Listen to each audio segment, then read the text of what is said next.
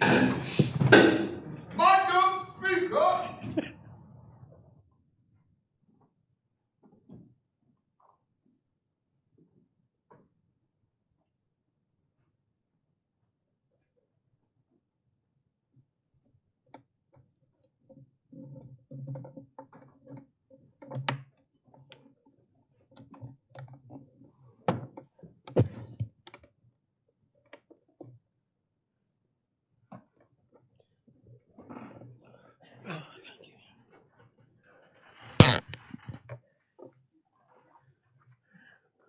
Honorable members, at the break, we were debating the Disaster Risk Management Act, and I presume we are now ready.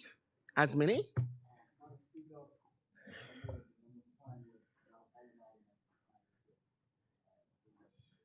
Thank you, Honorable Member. The Chair recognizes the Honorable Member for Pinewood. Thank you, Madam Speaker. During the break, I would have spoken to the Minister for Economic Development, Minister Michael Alcides, and also the Permanent Secretary in the office for the Ministry of Grand Bahama, who provided me with the following information, that the forms that will be used will be the similar ones that we used previously, that they are now available at the customer service desk at the Ministry of Grand Bahama downstairs, that tomorrow they'll be available at the administrative office in High Rock for those individuals in the east don't have to drive into town, and also that they will be available at the office of the Prime Minister in Abaco, in Marshall at the government complex. He also advised that some 20 applications were stamped today by the Ministry of Finance, and they will be returned to the individuals tomorrow, and that new applications for those individuals who may have been impacted, who were either not working or for whatever reason could not have acted on those service orders, that the due diligence would be taken on them immediately once the application forms are in, and they'll be looking to provide approval for those affected by early January 2023. Thank you, Honorable Member. Thank you, Madam. I appreciate that. The Chair recognizes the Honorable Member for East Grand Bahama. Thank you very much, Madam Speaker. Before I get into my substantive presentation, I want to thank the member for Pinewood for bringing some clarity to which was unfortunately a very confusing situation. But I want to thank you for bringing clarity to it, and we are also thankful that the forms are in place, and I'm sure that the residents of Grand Bahama and also East Grand Bahama have heard you. It would also, in fact, your intervention has caused me to scrap a significant piece of of my of my presentation. It is not politics. It is about people. Don't mix up the two. Don't mix up the two, because there is a significant, exactly, there's a significant amount of people who needed to hear what the member for Pinewood said, and who wanted to ensure that that was the case. That's okay. So I am grateful that you did so. What I would also suggest is that the My Gateway website that has already been set up and in place, and the exemption, the SIRS order, I took a look at it today. The SIRS order application was already online, and it had the parameters, it had what you needed to apply, it had what you had to submit, it had what are the criteria. All of those things were already on the site. All you had to do was register on the My Gateway site and click Apply Now, and you would then immediately be able to get your responses back. So the forms, while we are appreciative that the forms are at the office, for those persons who, let's make it even more convenient for them, and just reactivate, and I printed out a copy of it, just reactivate the My Gateway SIRS. You could, change the name because SIRS obviously is expired, but the process, the online process, is still there. It should just be a matter of reactivating the back end, so that persons can just go on the site, apply, click, and do whatever needs to be done, as opposed to physically having to come into the Ministry of Grand Bahama, or, and I say this because you think of someone who is in Sweden Ski. Most people will have access to, even by way of their phone. Yes, yes. I mean, you can have a computer on, you can have a computer at your office, at your constituency office, absolutely. You could apply for it on your phone, and it's possible for you to apply for it on your phone. Absolutely. And I think, someone from Sweden Ski, the drive from Sweden Ski to High Rock is a long drive to do so. The drive from McLeanstown to High Rock is a long drive to be able to do so. And so, to be able to put this, use this My Gateway that we had established, it's already there, and it's something that we would recommend that is utilized. The chair recognizes the honorable member for Pinewood. Mhm.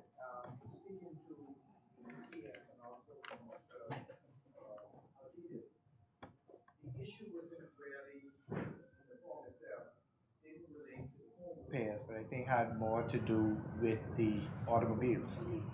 And so I think that was a reason to make a slight alterations to the form itself.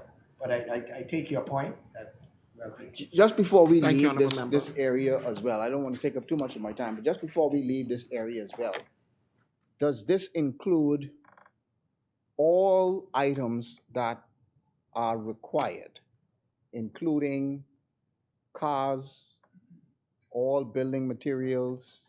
What are the scope and the parameters of this process? I wonder if we could understand that. Mhm. East End, building supplies, and related. Mhm. With regards to the automobiles, I will have to take clarity on that. As I was advised, the issue on the forms related to vehicles, I don't want to speak out of turn, but I undertake to get the appropriate position, and I'll bring that back to the House, give it to the member for Thank- Abaco and Grand Bahama. Thank you, honorable member. Thank you. And hopefully we would expect, since you said all persons, we would expect small businesses that were affected by Dorian to also be assisted in the same way. We're hopeful. Probably went out of service due to damage that was caused. All of those would be considered. It would be good if we can sort of have the parameters in writing and then put them on the website so that we could. Communicate that so that could be provided so everyone would know exactly what they're dealing with. Thank you very much. Madam Speaker, thank you very much. I wish to, first of all, Madam Speaker, just bring very brief condolences to Ina Cooper on the passing of her husband, Connie, a well-known, upstanding citizen in East Grand Bahama. He was buried on Saturday, as well as to bring condolences on behalf of the family for Ms. Violeta Reckley, who passed. She is a resident of Rocky Creek, Plainstown, and we wish our thoughts and our prayers are with her family as well. And someone who I knew personally, she did not live in East Grand Bahama, but we attended actually the same church, the family of Charmaine Rowe. We wish her husband condolences, as well as the rest of the family, her brother, who we know as well. And I want to join you, Madam Speaker, in congratulating Bishop Williams, who is someone who I personally have admired over the many years. Someone who is an example, a shining example of a upstanding spiritual leader in the Bahamas, and we wish him all the best. I think that was an excellent choice in him being the chaplain here. You know, over the years, having experience in from I guess '07 to now, and listening to a number of the chaplains, you know, their role is very important, and it cannot be taken for granted that they get to impart into the leaders of this country in an atmosphere where the leaders are listening. And all of them who have participated, all of them who have been chaplains in their own way, I believe have made a significant contribution to the government over the many years. So we want to congratulate all of them. Madam Speaker, as I get into the disaster risk management bill, you know, every new experience brings its own maturity and its own greater clarity of vision. That was said by Indira Gandhi. And also, Albert Einstein said that the only source of knowledge is experience. So living through the worst storm in our history was the ultimate experience in managing a disaster. Dorian has taught us all some very valuable lessons. It is my prayer that we never see a storm of that scale ever again in the history of the Bahamas. However, we must be prepared for the next storm, whatever the scale. Madam Speaker, I support the government's overall attempt to consolidate the work of NEMA and the Disaster Reconstruction Authority. There are a few issues, though, that I wish to raise.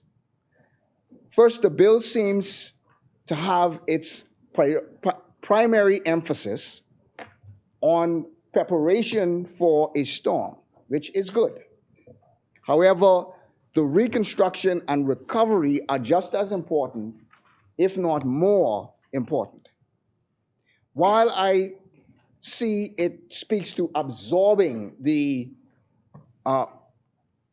Reconstruction Authority or the Disaster Reconstruction Authority, it is hoped that the new authority does not lose its focus off of recovery. The Disaster Reconstruction Authority was one of the most important concepts that serves a very valuable purpose. It is my belief that while I have no objection to the creation of one entity, the job function of the DRA should remain separate, with its leadership focused solely on reconstruction and recovery. So, for example, today you have Captain Russell, who is in charge of NEMA. And NEMA's, as I understand it, primary role is prior to the storm, they make the preparations, and they also, during the storm, they are in the midst of the emergency management committee. After the storm, NEMA, immediately after the storm, NEMA also jumps in. But in terms of the long-term reconstruction, the long-term assistance, the Disaster Reconstruction Authority then takes over. If there is a lesson that Dorian, Matthew, Francis, and Jean have taught us, and Wilma, it is that recovery and reconstruction takes years and is an ongoing process. truth be told, Grand Bahama has not fully recovered from Francis and Jean. The best example I have of this today would be Sweetings Key and parts of East Grand Bahama. Dorian left Sweetings Key devastated, and there is still a significant need for rebuilding. The government complex, the dock, the school all need to be rebuilt. The school in East Grand Bahama, the seawall in East Grand Bahama, all need to be rebuilt. This, I believe, is a good example of why we need devoted focus on rebuilding. Now, the leader made a significant point that this bill does not seem to address the conflicts or potential conflicts between the Ministry of Works and the DRA. So, for example, the DRA has a mission, a goal to look after the reconstruction of particular areas that are affected by the storm. But in order for the DRA to do certain things, the Ministry of Works also has to be involved. And you do not want a situation where you have the two of them being involved at the same time and they are replicating each other, but you also don't want a situation where none of them are involved and the other saying, well, that's not my area, that's the other one area. Fine, fine. I just make the point. So you say they should not be separated? I am saying that you must make sure that they work together and that they find a medium to work together. And that in other words, the Ministry of Works has its role to play, because the Ministry of Works has to give its approvals. The Ministry of Works has to do contracts, has to do certain things. They have the expertise to do certain things. But the authority, I believe where it was designed to go was to be flexible, to where you can, in some circumstances, ensure that the reconstruction takes place quicker than if it went through the ordinary processes of Ministry of Works. And so those two, I guess, and that's why I said that they do not conflict. I'm also concerned that if you destroy the DRA or absorb the DRA, what will happen to the home repair program?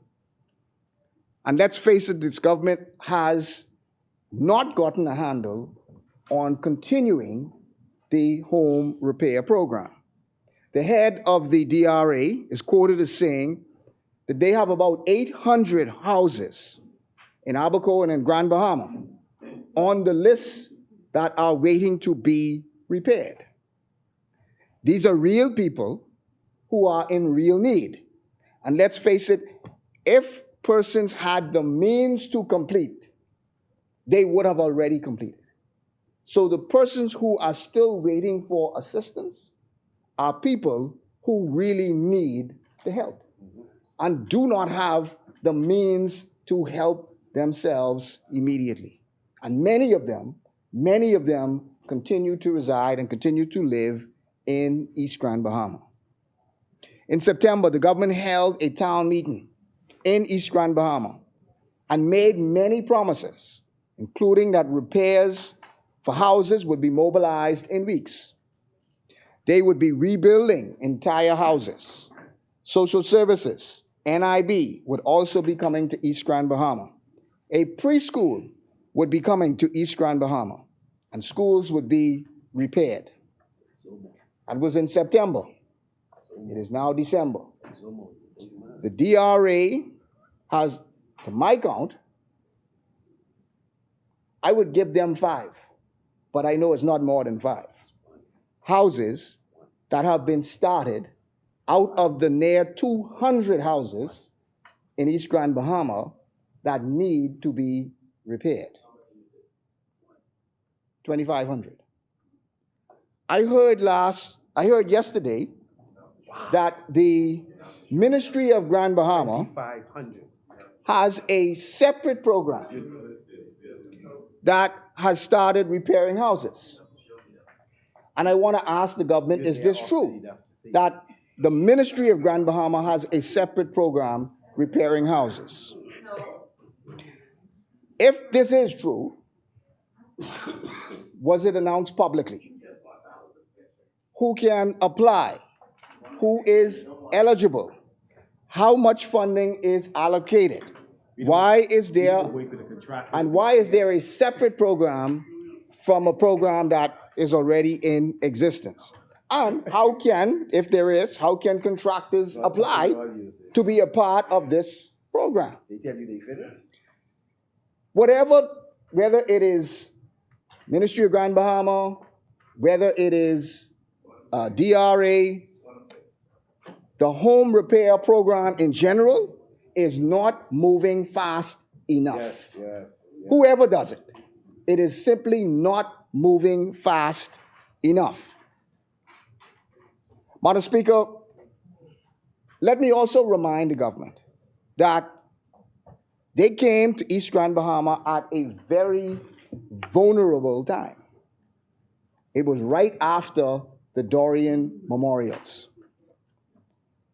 Do not let the people of East Grand Bahama down. Yes. Do not let them down. Yes. It was a very emotional time, and it was actually a very emotional meeting You were there.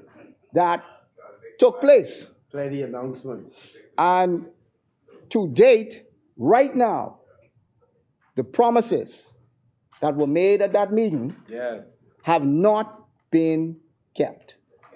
Yes. They have not been kept today. Yes. The government said, I know you've heard a lot of talk over the last 2 years. I am here to commit that the time for talking is over.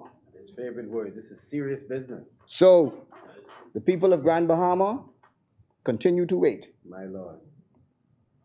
The bill set up, Madam Speaker, a number of what I call bodies that have different functions. The fear is where you have so many bodies doing so many different things, it is a recipe for confusion. The Prime Minister has a role to play, a very important role to play, and it speaks to that in the bill. The special...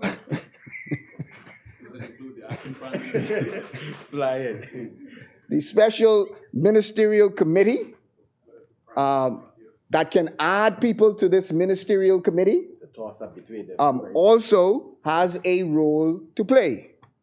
The authority, again, which is a different body, and its board has a role to play, and that is spelled out in the act. And let me just stick a pin at the board. Madam Speaker, the board must be made up of family islanders. The board, not just the persons who are putting together the plan for the islands. The actual authorities board, the decision makers, the one who sets the budget, the ones who make the decisions on what should happen and where it should happen and how it should happen.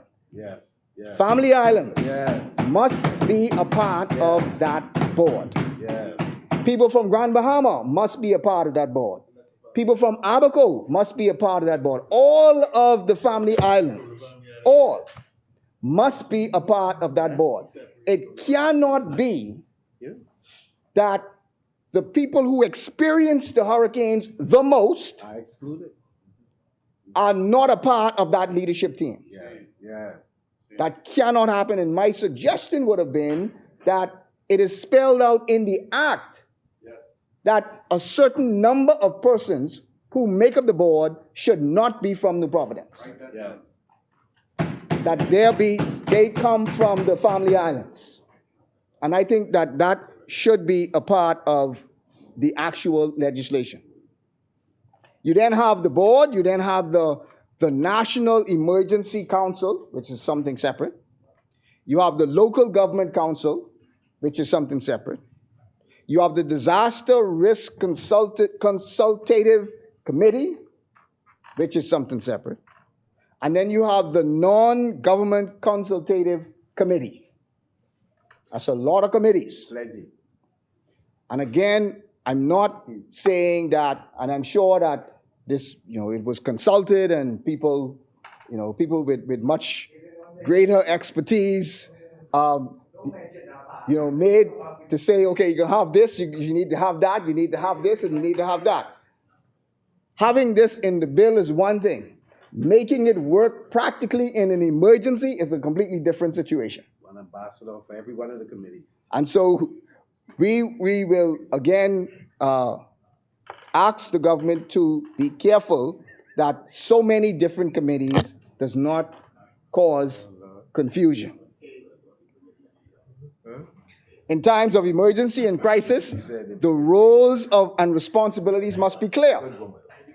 We must have the right people doing the right thing and also having the right resources.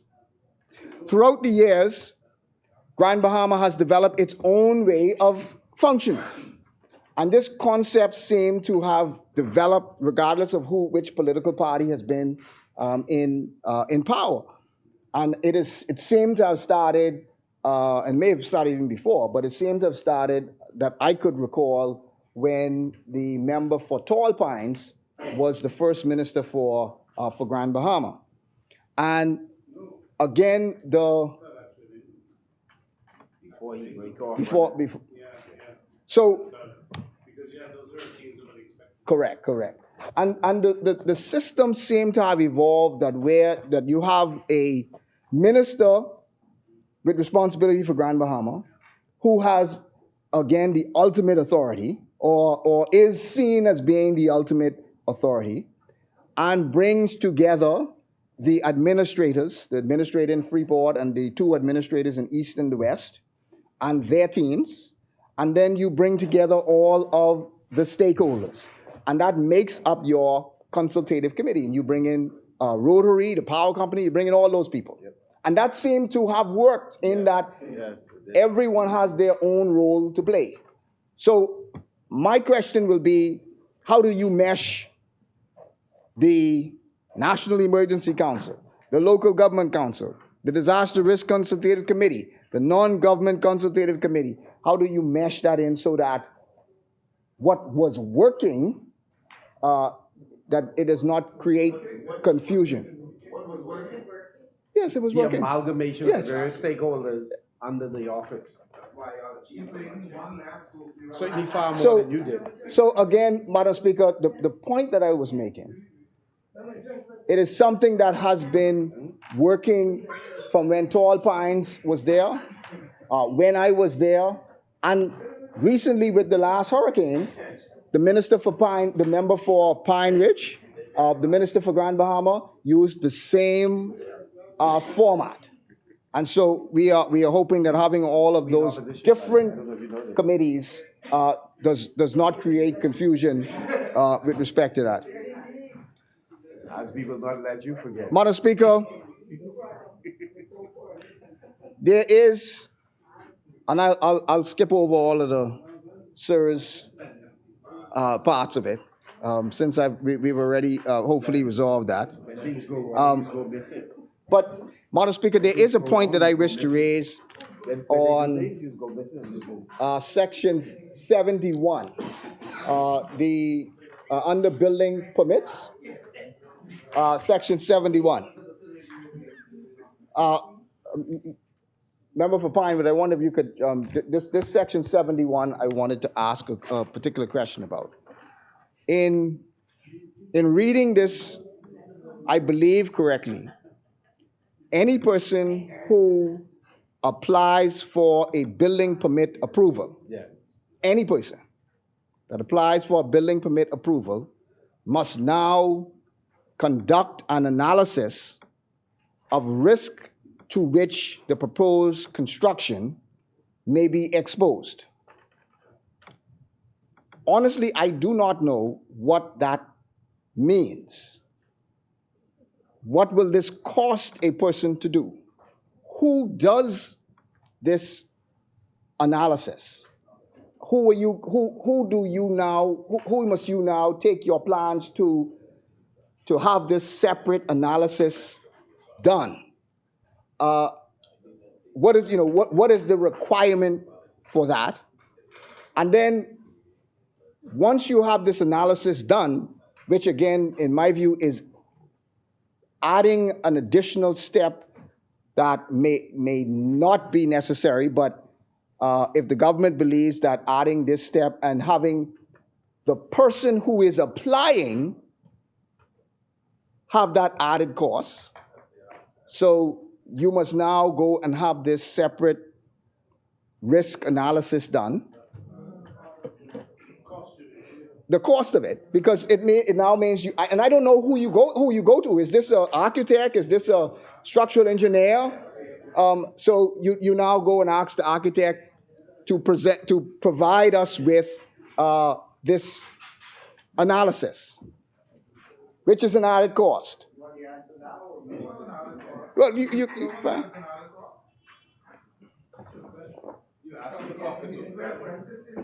Question. The reality is this, Madam Speaker. We have had done earlier this year vulnerability studies on all the islands of the Bahamas. What the legislation is seeking to do now is, if you are going to build a house in Marsh Harbor down by the sea, you're not going to either put it in that location or you're going to put a wooden structure that's not hurricane proof. And that's all it's saying, that you must identify the risk in areas that flood. Why would you go into an area that will flood? Using the Marsh Harbor example, why would people think somebody declared out a hill going towards the ferry?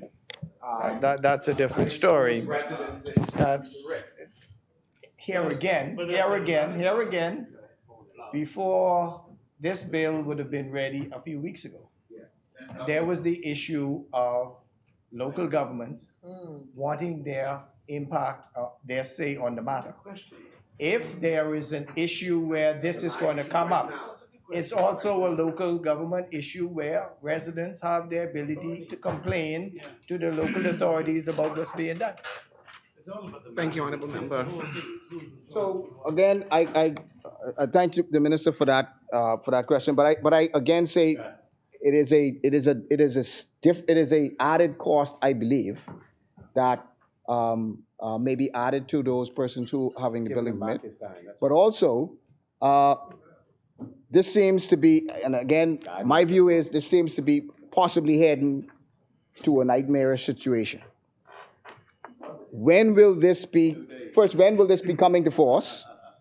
Does the authority have even before I get to that, the bill also requires that when I submit the application to the building permit department, that the building permit department must take that risk report and send it to the authority. And the authority then can comment on it and send it back. So my question, though, is that if the building, again, all of these things are possibly added bureaucratic steps that when we look at it from the point of view of not the government, but when we look at it from the point of view of the citizen, then if I apply and I submit it to Ministry of Works then has to send it to this authority for the authority to look at the plans by, I suspect, engineers. So why couldn't the engineers in the Ministry of Works just look at the assessment and make their recommendations based on the assessment? Why would it need to be sent to, and nowadays my fear is that somebody has to go take it to the department, it can sit on somebody's desk. After a while, it sit on somebody's desk, somebody look at it, they put it in the out tray. After it gone on the out tray, then somebody then goes and send it back to Ministry of Works. So again, I know what you are saying, but I also know the realities of a lot of our government departments. And so it is hoped that that does not cause a backlog in this added step. And again, why could the persons who are in the Ministry of Works, who are engineers, why could they not look at this? And you've also included the Grand Bahama Port Authority in this. So if I go to Freeport and get a building permit from the Grand Bahama Port Authority, the Grand Bahama Port Authority must send this to the authority for the authority to look at it. But the same people who in the Grand Bahama Port Authority are engineers, structural engineers, who can give their advice on it. In fact, those persons who are in the Grand Bahama Port Authority building department are some of the best, I would submit, some of the best in this region in terms of building codes and structural engineers and so on. And the ones in Freeport, my fear is again this. The authority in Freeport, does the authority in Freeport even have a structural engineer in Freeport to review every single building application in Freeport? They always had a shortage. Always had a shortage. Or does this now have to go from the Grand Bahama Port Authority to back to Nassau, for Nassau then to look at it and send it back to Freeport? Because you don't right now have the personnel in the authority in Grand Bahama to do this. So again, my fear is that when we can approve a building permit, and again, this says any building permit. So if I want to get a wall in the front of my house, I must now submit it to the Port Authority. The Port Authority must send this to the authority. The authority then has to approve it and then send it back to the Port Authority. That is a nightmare. A nightmare. It's a new day. So I please ask the government, Madam Speaker, I please ask the government to reconsider this portion of it, because to ask every single building application to go from the Ministry of Works to go to the authority, for the authority to review it and look at it and send it back is going to take too much time. It is going to be too onerous, and it is going to cause a backlog, and it is also going to be an added expense for the ordinary citizen. So I ask you to please reconsider this. Madam Speaker, thank you very much. Thank you, Honorable Member. The Chair recognizes the Honorable Member for I Pinewood. want to interrupt the honorable member. Again, I say that there was wide consultation on this bill. Grand Bahama, the Port Authority was considered. The local governments was considered. The local communities was considered. There were once a time, Madam Speaker, when you build homes on the islands or even in New Providence without any checks and balances. Neighbors got together and they just work on homes. The reality is storms like Dorian have changed that. And while superstorm, and while there may be some inconvenience, we feel on this side, it is better to err on the side of caution than have a situation with a regime in place that did not take into account, while we are saying, informing our people of the risks that they endure, for us not to consider their most important or most expensive venture, which would be their home. And so while I hear what the honorable members say, the position of the government was, while it may create some inconvenience, in the long run, we feel that if we're going to build a country that is resilient to hurricanes, these disasters, these monster storms that are becoming more frequent and more intense, that we should put in place a regime that require these steps, extra steps. Thank you, Madam Speaker. Thank you, Honorable Member. As many? The Chair recognizes the Honorable Member for South and Central, Andres. Good afternoon, Madam Speaker. Please bear with me a bit as I have a call from doing my daddy duties last night, dealing with my little LJ, who's also battling a cough. So just bear with me. Nonetheless, Madam Speaker, I am grateful once again to give a contribution to this honorable House on the Disaster Risk Management Bill 2022 on behalf of the great people of Mangrove Key, Central, and South Andros.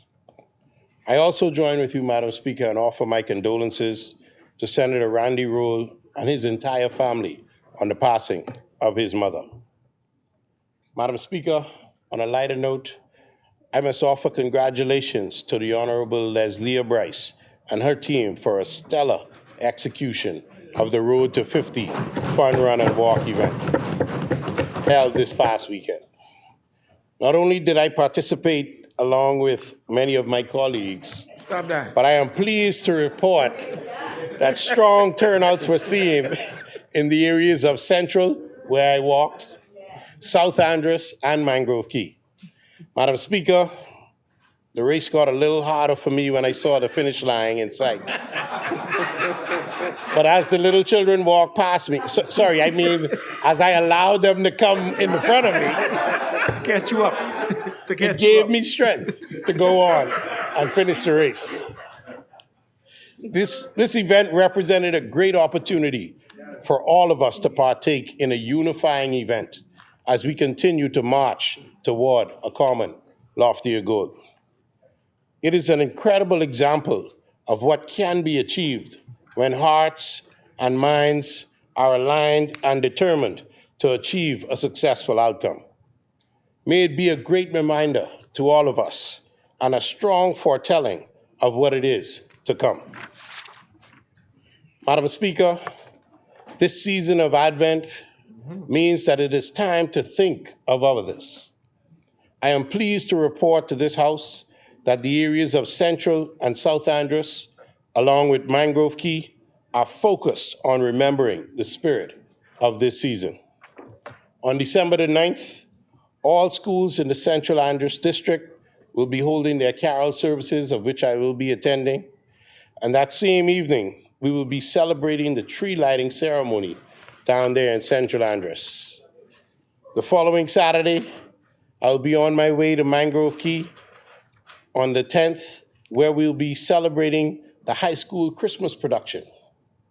And on the 17th, Madam Speaker, we will be in South Andros for the tree lighting ceremony, where I'll be attending also.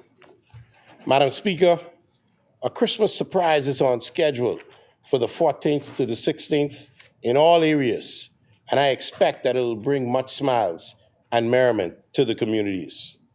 These activities are meant to celebrate the season, highlight the strength of the community, and bring some joy to the people, especially the children. Madam Speaker, I now turn my attention to this bill. It is extremely important and largely significant that this New Day government provide a bill such as this, one that consolidates the tasks, procedures, planning, and human resources of several government entities into one management tool. In this era of lean and agile systems, governments too must look at ways of streamlining their departments, quasi-bodies, and non-profit organizations into one clear and aligned policy position. As such, the merging of policies from NEMA and the DRA, along with the cooperation of local governments, island administrators, nonprofit organizations, and the National Disaster Emergency Council, provides a strategic and guided landscape for matching the future goals of disaster risk management. According to this bill, Madam Speaker, a disaster refers to a serious disruption of the normal functioning of a community or society due to natural hazards interacting with vulnerable social conditions, resulting in widespread adverse human, material, and economic or environmental effects that require immediate response to meet essential human needs and to provide support to facilitate rehabilitation and recovery. The United Nations Office for Disaster Risk Management and Reduction defines disaster risk as the potential loss of life, injury, or destroyed or damaged assets which could occur to a system, society, or a community in a specific period of time, determined through probability as a function of hazard, exposure, vulnerability, and capacity.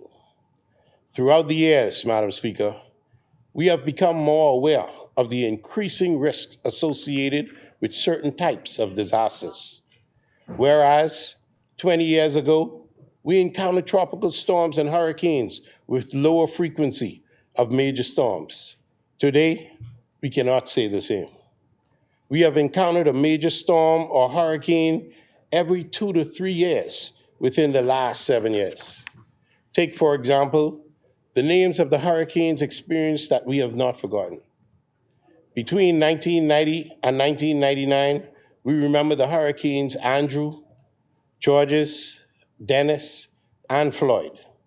However, since the new millennium, we have seen and we remember such names as Hurricane Michelle in 2001, Hurricane Erica in 2003, Hurricane Isabel in that same year, Hurricane Francis and Jean in 2004, Hurricane Wilma in 2005, Hurricane Noel in 2006, Hurricane Irene in 2011, Hurricane Joaquin in 2015, Hurricane Matthew in 2016, Hurricane Irma in 2017, Hurricane Dorian in 2019, and just lately, Hurricane Nicole in 2022. These storms were felt across our archipelago. While one person may not remember Matthew, they would remember Joaquin. While another cannot relate to Irma and her destruction, they cannot forget Jane and what happened in Freeport. Therefore, this bill is necessary as we define how disasters will be managed and responded to. It will indicate how the government aims to cover prevention, preparedness, response, and recovery in a systematic way. This bill involves organizing all of our resources, policies, and infrastructure into one holistic and comprehensive policy. In some cases, Madam Speaker, because of our island chain, resources can be scattered, disorganized, and communication unclear. Therefore, the establishment of the Disaster Risk Management Authority is a welcome development for our country and this Davis-Cooper administration.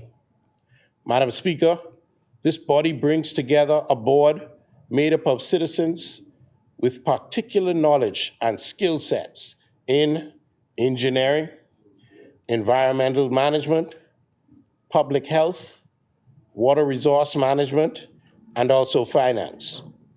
This means that we will have some of the brightest minds and technical expertise to advise and support this government and future governments on otherwise highly specialized and scientific applications in risk assessment and technical recovery. Madam Speaker, to consider disaster management, we must consider the process of identifying risk and the steps taken before, during, and after a natural disaster. No longer are we relegated to reactive plans and strategies in the aftermath of natural disasters. It is time to understand and implement various strategies that include capacity building through knowledge and research, preparedness by all stakeholders and groups to manage the disaster, prompt response to the rescue and recovery efforts. I see.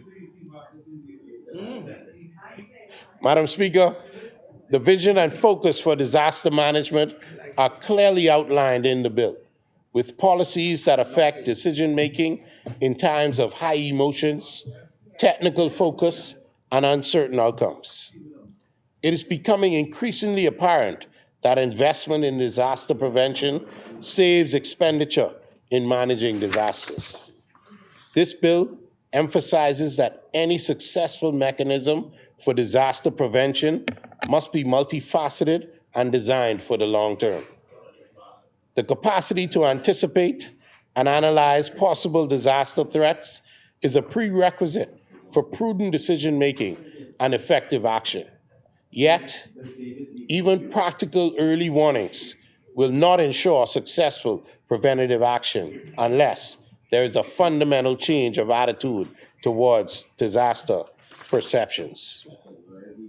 The goal of this bill, Madam Speaker, is to ensure that key objectives are met before, during, and after disaster strikes.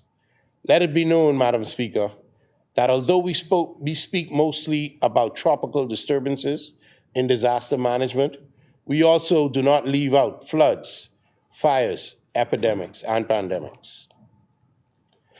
Madam Speaker, after major hurricanes started to become a commonplace in our country, we saw the evolution of nonprofit organizations that mobilized to assist first certain communities and then nationally, to aid families and entire communities, with a future that will almost guarantee more major natural disasters. The guidelines presented in this bill pertaining to the National Humanitarian Assistance Standards will allow for the established criteria in offering service for shelters, food security, water supply, and sanitation by any organization, foreign or international. Madam Speaker, we note that this bill also addresses construction permits in areas deemed high risk for natural disasters. There will soon come a time, and residents must be aware of it, when building along the coast may not be permitted. This bill defines the steps to be taken when construction is to be carried out in a high-risk area, and it addresses the mandatory actions that will be effected through the building control officer. This bill also notes the exceptions and expectations in handing out penalties, the input from non-governmental consultation council, and the establishment of the Disaster Emergency Fund. Madam Speaker, this bill is intent on ensuring optimum utilization of existing resources in the management of disasters. And as stated in my younger years, for East Grand Bahama, prevention is always better than cure. Taking all we have learned from the past, the highs and the lows, the weaknesses and the opportunities to do better in the future, we lay this bill before the House and this member on behalf of the great people of Mangrove Key, Central and South Andros, fully supports this bill. I thank you, Madam Speaker. Thank you, Honorable Member Asmini.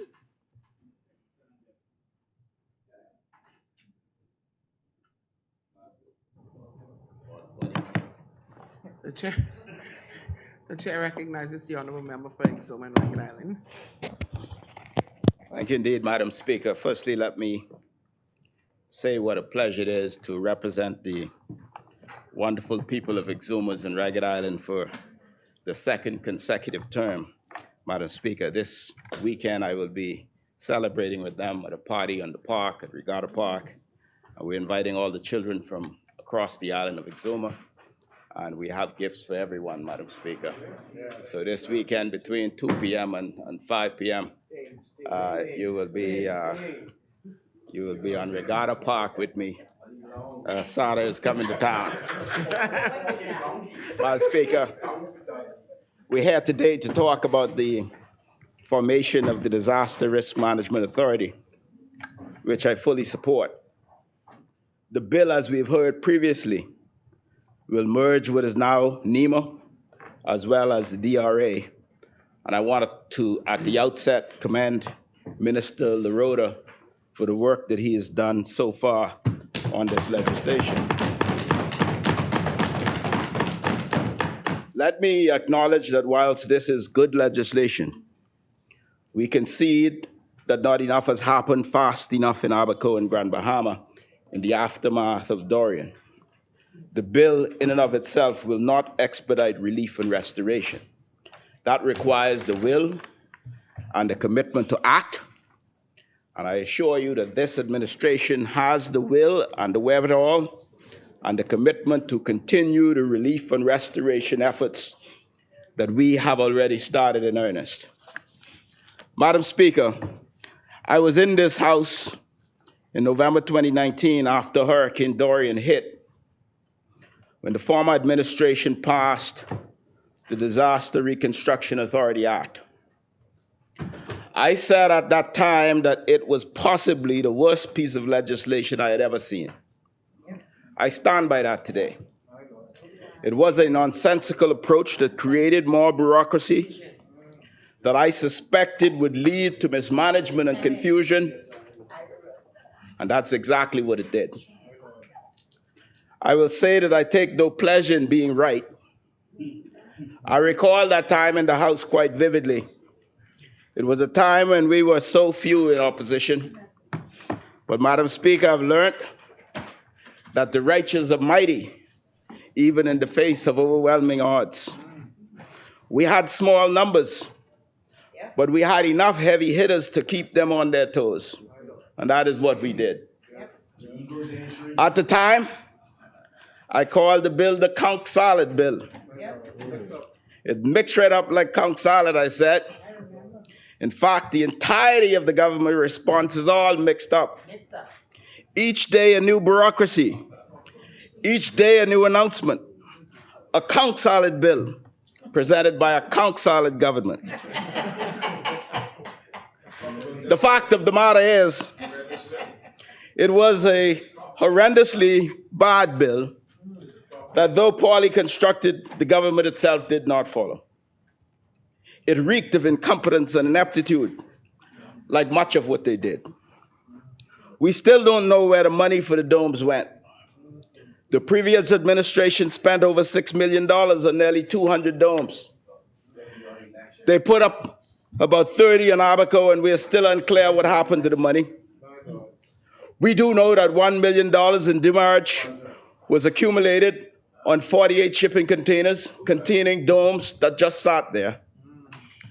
We still don't know where all the money from the authority went because the financials were such a disaster. Although we do know that people connected to the former administration made millions of dollars. We don't know what happened with the donations either. We requested reports over and repeatedly. Point of order, Madam Speaker. The chair recognizes the honourable member for Marcus. Madam Speaker, I am as anxious as the member for Exuma and Ragged Island in finding out where the money went and who the persons were connected to the previous administration. The member of parliament has the capacity, based on where he sits, to look at the invoices.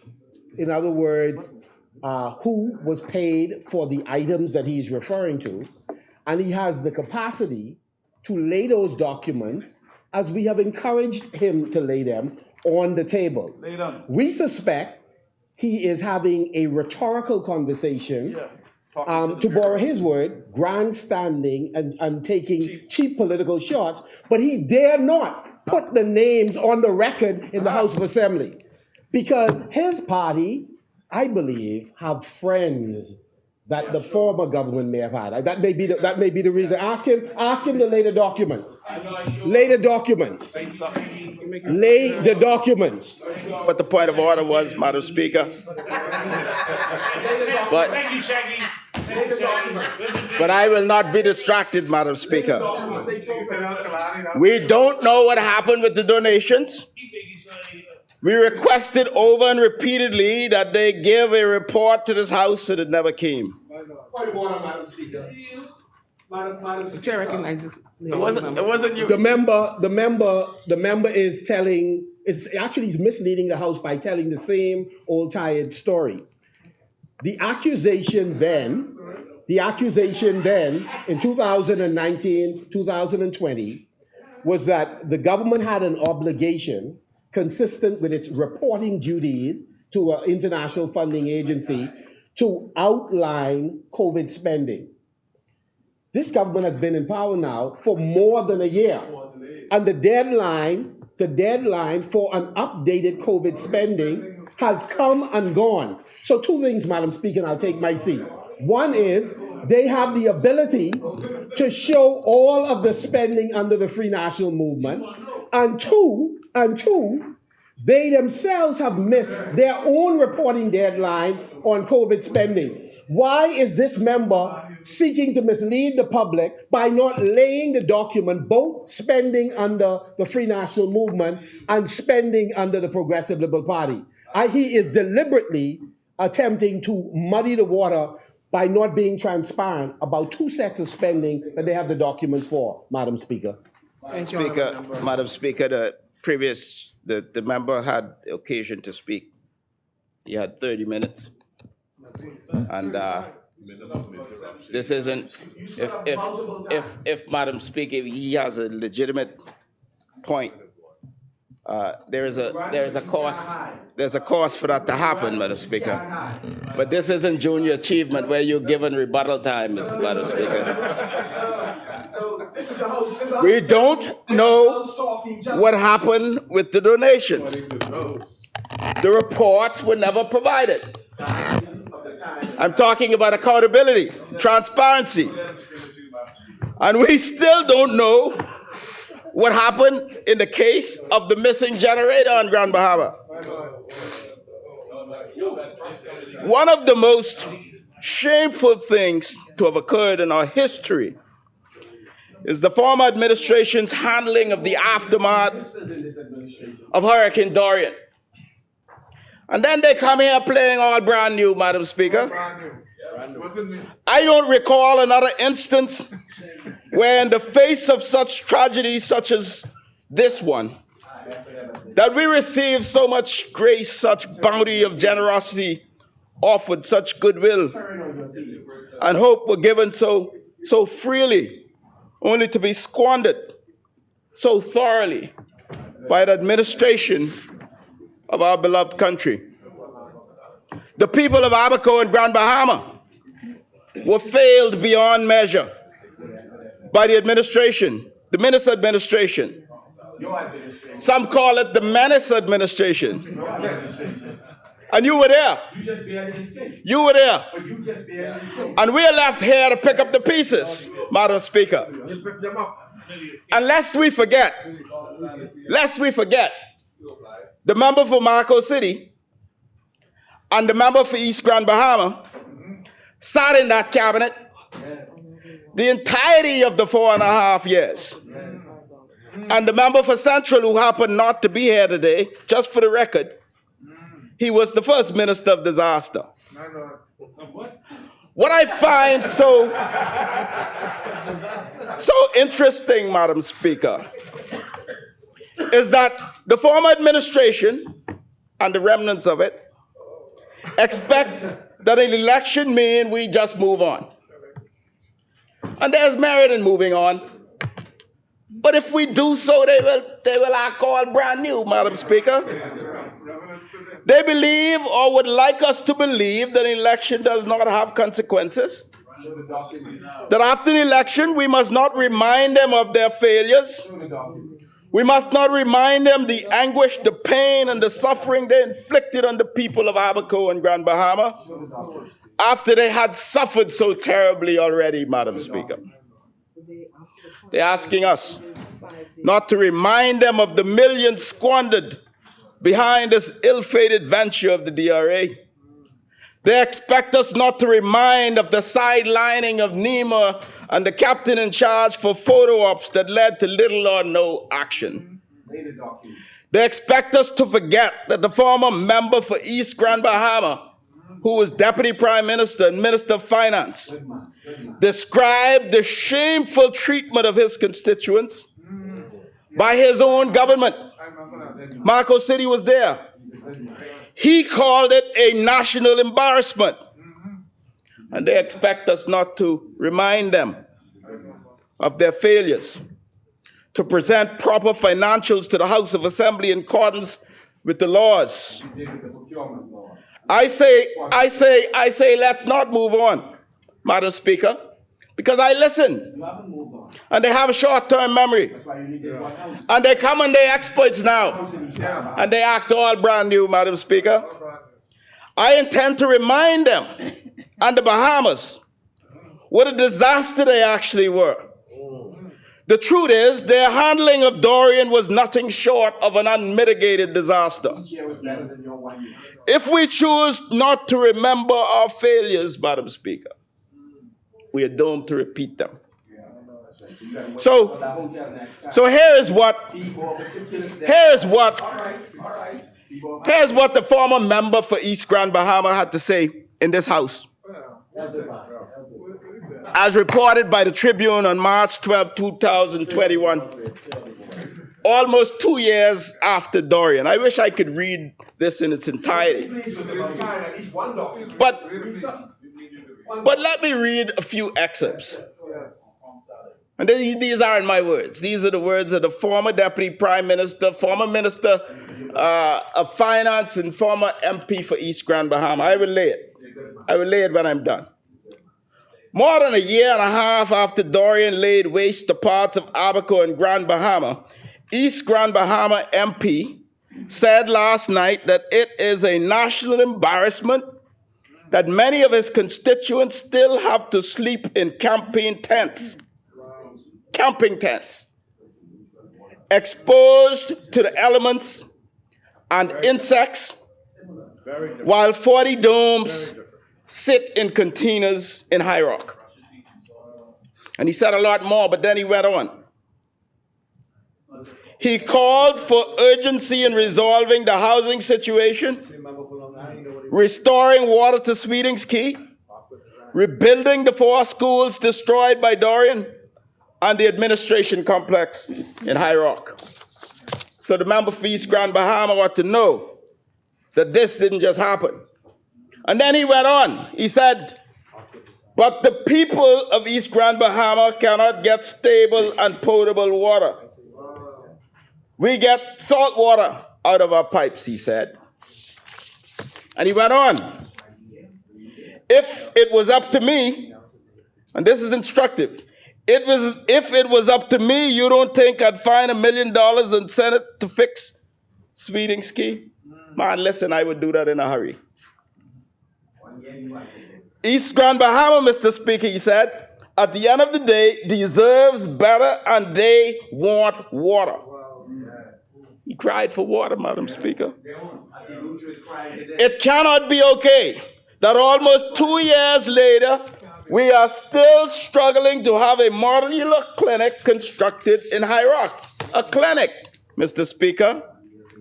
I can tell you we are operating out of a tent on a community park. A clinic, Mr. Speaker. Madam Speaker, I'm quoting him. Mr. Speaker at the time. Engliston remembers him well. And we don't miss him. The rain, wet, and dry our patients. And he went on. 4 schools that, if necessary for efficiency's sake, can be rehabilitated but remained untouched. This is almost 2 years later. He said they remain untouched and in the same state as the day the storm hit. But that wasn't all. The deputy leader of the FNM. The Deputy Prime Minister, former Deputy Prime Minister. Deputy leader of the FNM. He said 20 container homes donated by MSC Foundation are damaged and strewn around Proceedings Key in nothing less than what I consider a national embarrassment. And that wasn't all, he said. We're talking about people who living in tents, for God's sake. Camping tents. Almost 2 years after the storm. I'm embarrassed, he said. We need to deal with this. Marco City was there. East Grand Bahama was there. And guess what? And guess what? And guess what he suggested? He said, I am thankful for the most recent infrastructure works. He suggested they played politics, Madam Speaker. He said, I don't know if it's because my replacement was named that I'm getting some infrastructural work done now. But I am still grateful. This is shameful. This is shameful. Marco City sat in the cabinet. East Grand Bahama, the now East Grand Bahama, he sat in the cabinet. And they come here now talking about what they woulda, coulda, shoulda done. They're all exploits now. They're all exploits. 2 years in. And your deputy leader said it was a national embarrassment. I will lay it at the end. Madam Speaker, then we should never forget. We should never forget, Madam Speaker, how they disrespected the dead and their families. This was a dark period, Madam Speaker. This was a dark period. Let's not forget the bodies disintegrating in the trail in Abaco.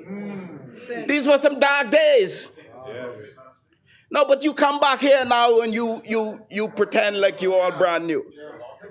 So let us all walk through this debate. Let's walk through this debate with a clear understanding of just how bad the administration was. And just how bad the two members who sat in the cabinet were complicit. The chair recognizes the honorable and member all that for was East done Grand and was Bahama. not done. But they come here acting brand new, Madam Speaker.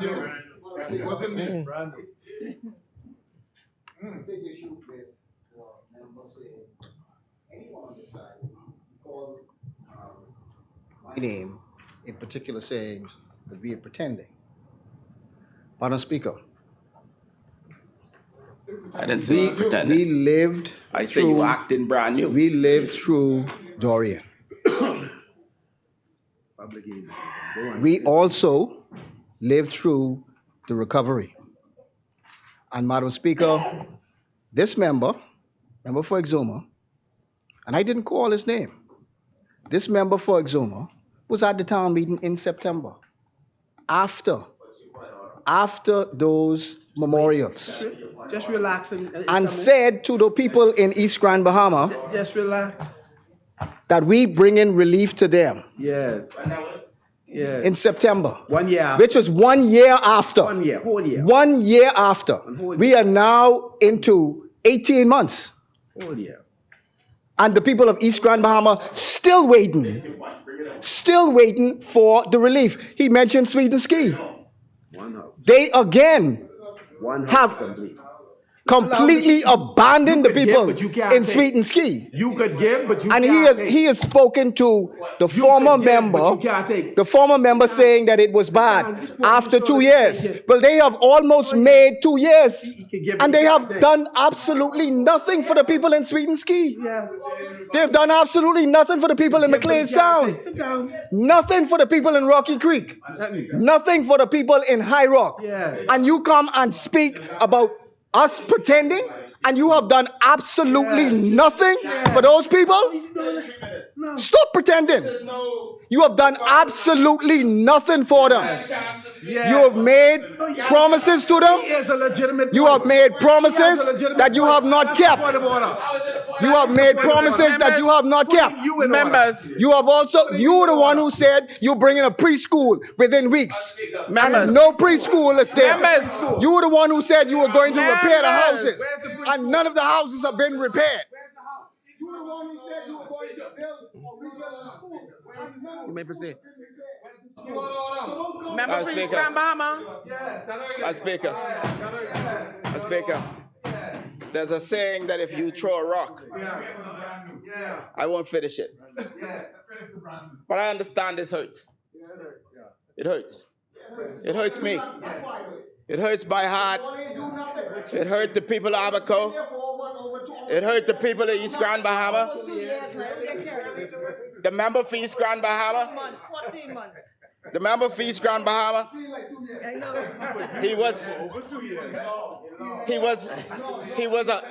was a powerful member of the cabinet, Madam Speaker. He's a powerful member of the cabinet. I can't say that about Marco City, Madam Speaker. But this member from East Grand Bahama was a powerful member. He was the minister for Grand Bahama. Yes. And he was the minister with portfolio responsibility in finance. Yes. Remember. And he had the prime minister there. The one who is responsible for bringing. The blue-eyed boy, Madam Speaker. That's what he was.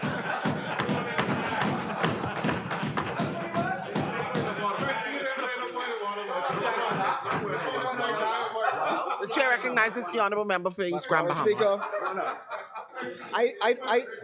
I don't mind you making fun of me. But the people. But the people in East Grand Bahama want relief. The people. So you could make fun of me. You can make fun of me. I have no difficulties in you making fun of me. Call me whatever name you want to call me. But all I want to ensure is that you bring the relief that you promised to the people. And in the church too. You promised the relief. On your feet. Don't joke. In the church. Fulfill your promises. In the church. You were in the church. You were in the church. You may continue. Exuma Ragged Island. Madam Speaker. Speaker, those were dark days. It's the dark days. There were dark days in East Grand Bahama. I went to East Grand Bahama about 2.5 years after Hurricane Dorian. I saw what the former MP was talking about. There were still people living in camping tents, the soft ones, Madam Speaker. And the members of this cabinet, of that cabinet, who come here acting brand new, had controls of the public purse, and did not look out for their neighbors, Madam Speaker. So let's walk through this debate No Christianity there.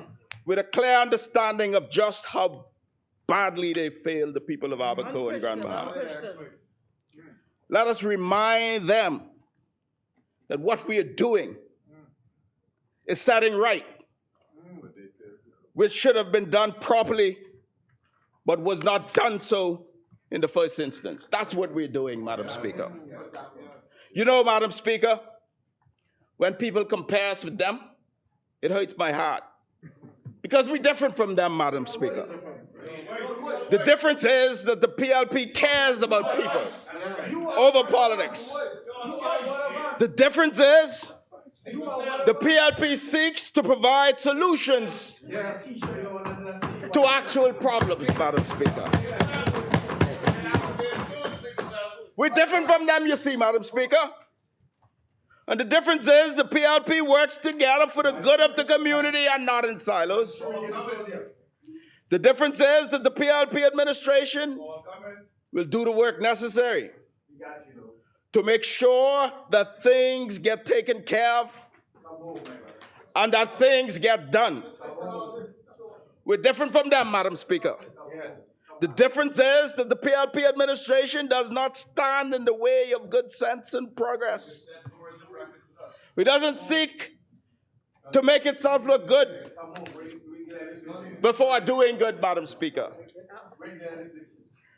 The previous administration, they did it wrong. They did it wrong. And the bill before us today seeks to put it right. So, when our time in office is done, Madam Speaker, whenever that day comes, whether it's 10 years or 15 years, whenever that day comes, Madam Speaker, we undertake not to sit here and act all brand new and act like we weren't there and say like Shaggy, it wasn't me. It wasn't me. It was Kalani. But they were there, Madam Speaker. They sat in the cabinet. And they were complicit in the lack of action, the lack of care and attention given to the people of Abaco and Grand Bahama. Instead of acting brand new, you ought to be ashamed, Madam Speaker. So this bill, Madam Speaker, it seeks to actually establish a disaster risk management policy.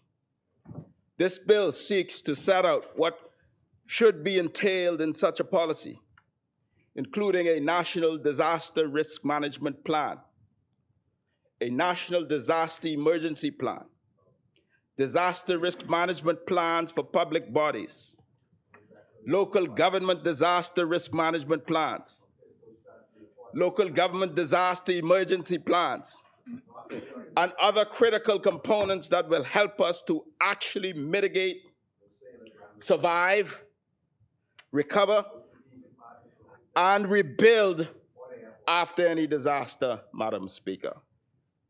This serves us as a nation, not just for Abaco and Grand Bahama, but for every island where, God forbid, any tragedy might occur. Madam Speaker, it goes without saying that I support this bill, Madam Speaker, because this bill is about the people. This bill positions this administration to get more done. It positions us to do what they didn't do. And I support these efforts, Madam Speaker.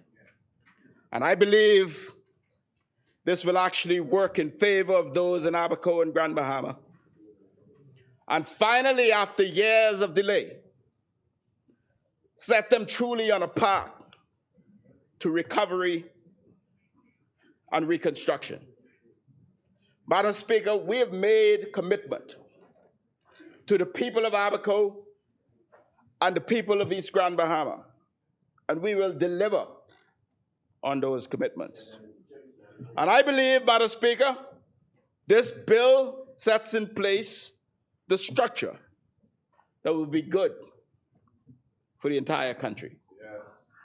And therefore, Madam Speaker, on behalf of the wonderful people of Exumas and Ragged Island, on behalf of the great people of Abaco and Grand Bahama, East Grand Bahama, Madam Speaker, on behalf of all of the people who continue to recover, yes, our thoughts and prayers go out for them, to them, Madam Speaker. And we will continue to do whatever we can, all that we can, to help them to rebuild and to recover. May God bless the Commonwealth of the Bahamas. Yes. Thank you, Honorable Member. The chair recognizes the Honorable Member for Marcus. I didn't want to interrupt the good member as he delivered his sermon, no doubt, nursing the wounds from earlier presentations by the member for East Grand Bahama and myself. But let me just say, Madam Speaker, as a matter of figures, we've asked the member for Exuma and Ragged Island. No, it's a point of order. Just be patient. No, be patient. I won't be long. It'll be painless. We've asked him to lay the figures, to lay the information concerning the figures that they did not get from the Free National Movement or COVID spending under them. I want the public to note their refusal to lay any documents supporting what was said by the member for Exuma. But here's the second and more important thing, Madam Speaker, and the final thing that I want to say on this. The member for Exuma, Madam Speaker, this is a final point. I was recognized. The member for Exuma, Madam Speaker. The member for Marco is aware. The member of Marco is aware that this is not a point of order. It is a point of but he's seeking to stretch the issue as much as he can. Please, Madam Speaker, can we continue the debate Yes. and move on to the next speaker, Madam Speaker? Thank you, Honorable The Member. point of order is simply this. The member misled the public in terms of talking about what work was not done under the Free National Movement. Earlier today, we put on the record 2,500 homes were repaired from those with mild to severe damage, and others were given a $10,000 whose homes were totally destroyed. We challenged the member, the Deputy Prime Minister, to produce any evidence on the island of Grand Bahama where they have numbers approaching 10, just 10, of houses that have been transformed that were damaged by Dorian. So he could talk all he wants and pretend that he is absolutely sincere about this. We ask him to lay the figures relative to the work they did for more than a year that they've been in place. More than a year, lay the figures on the table. Our grandstanding, Madam Speaker. I undertake. Lay the figures. Lay the figures. I undertake, Madam Speaker, to lay the comments that I referred to, not my words, the former deputy leader of the Free National Movement, the former deputy prime minister, the former minister of finance, March 12, 2021, where he made a reference to his government as a national embarrassment. I now seek to lay this, Madam Speaker. Thank you, Honorable Member. Or did the document be brought up?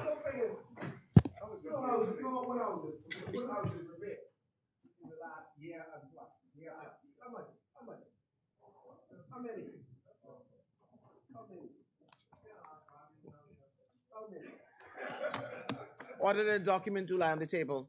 As many? The chair recognizes the Honorable Member for St. Anne's. Madam Speaker,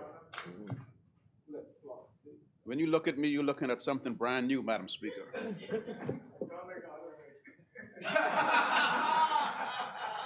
And Madam Speaker, when you're looking at my party leader, Madam Speaker, you're looking at a party leader that has a better attendance record than the acting Prime Minister and the Prime Minister in this House combined. Madam Speaker, that's why I know this brilliant gentleman will be the next Prime Minister of our great Commonwealth.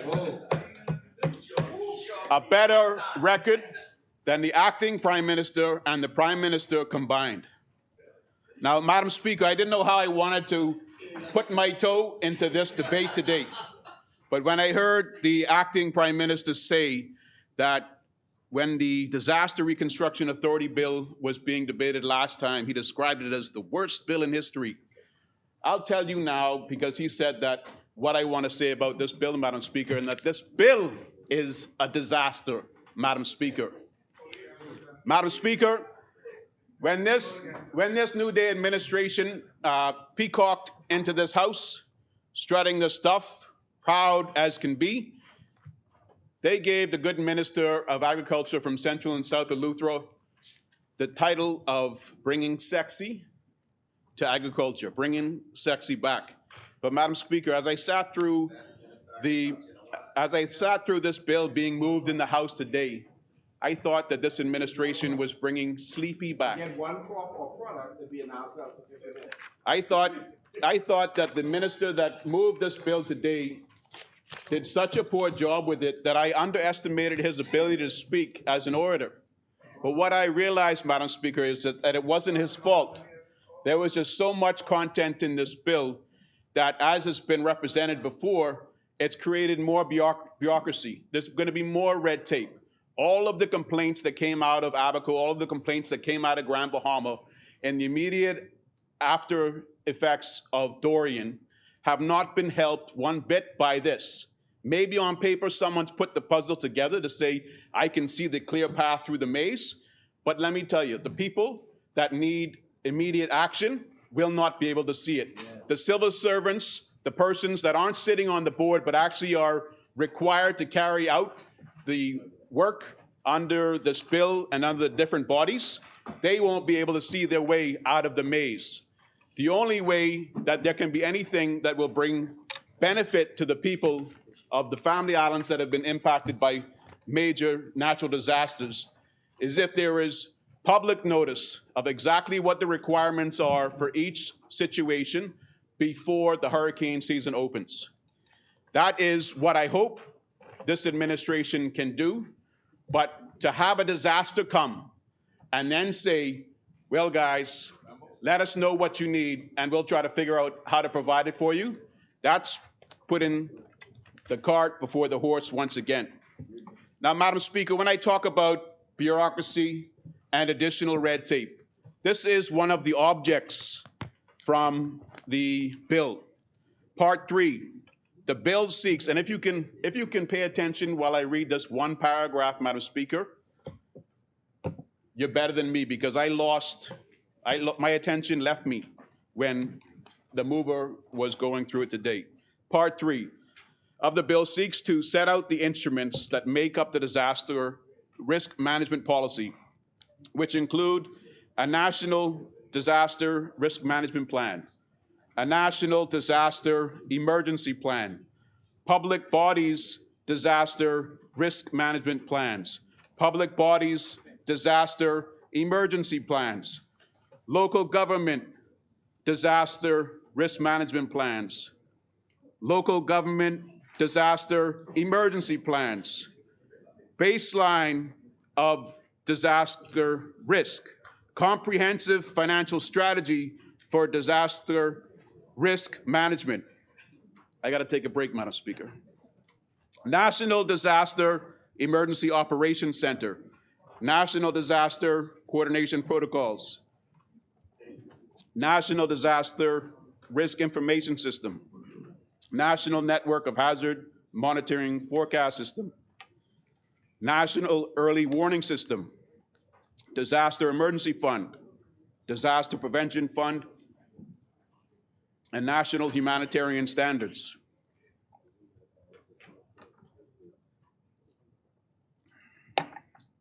Can anybody tell me what the fourth one was that I called off? Madam Speaker, there may be good intent. Keep going. Sure, keep going. Oh, sorry, Mr. PM. So the acting PM now is Hannah. Is your deputy? Cooper. Stay focused, man. Madam Speaker, there may be good intent to this bill, but it is, as the acting Prime Minister acknowledges, by leaving a disaster.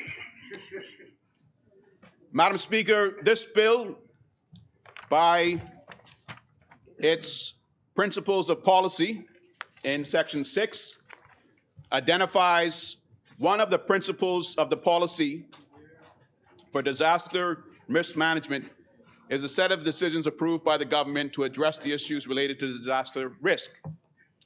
One of those principles, Madam Speaker, is the supremacy of life. Now, with the supremacy of life being one of the principles of the policy, what does this legislation go and do?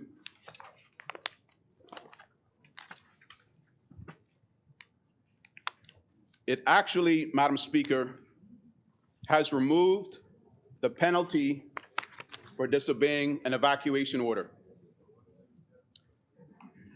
Madam Speaker, it has enabled people to make the wrong decision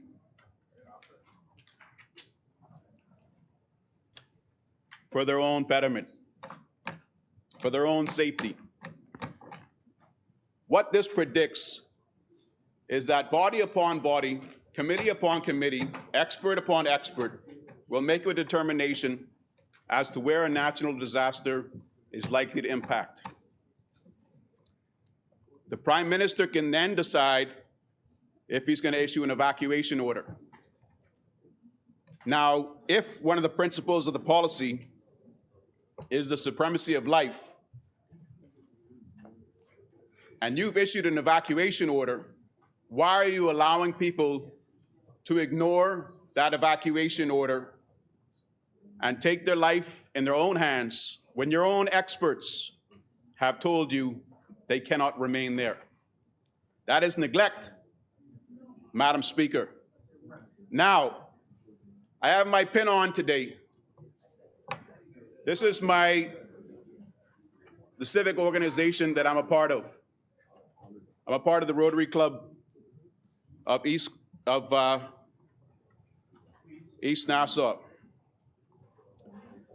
Now, the repercussion, Madam Speaker, of disobeying the evacuation order isn't a penalty. What the repercussion is that if you decide to stay where you are, don't expect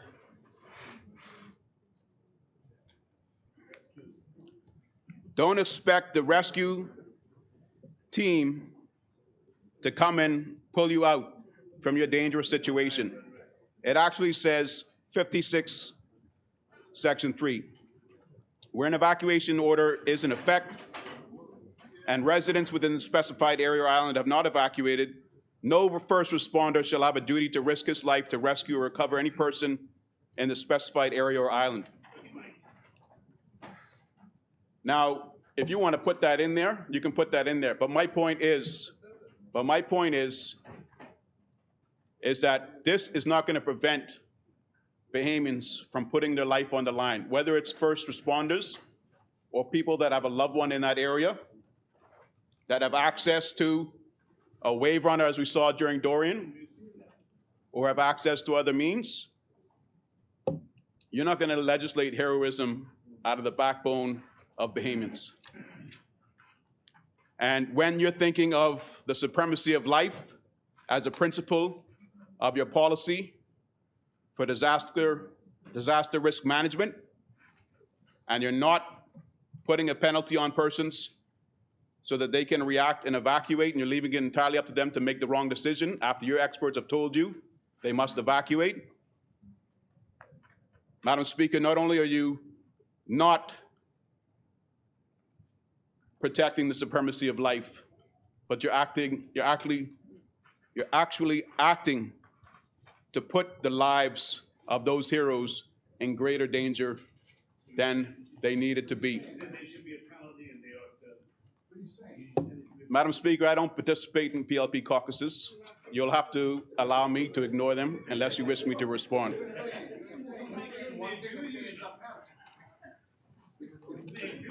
The things that I've said in this house before, and I've seen all of you stand up like little toy soldiers on time and then completely ignored the good work that could have been done.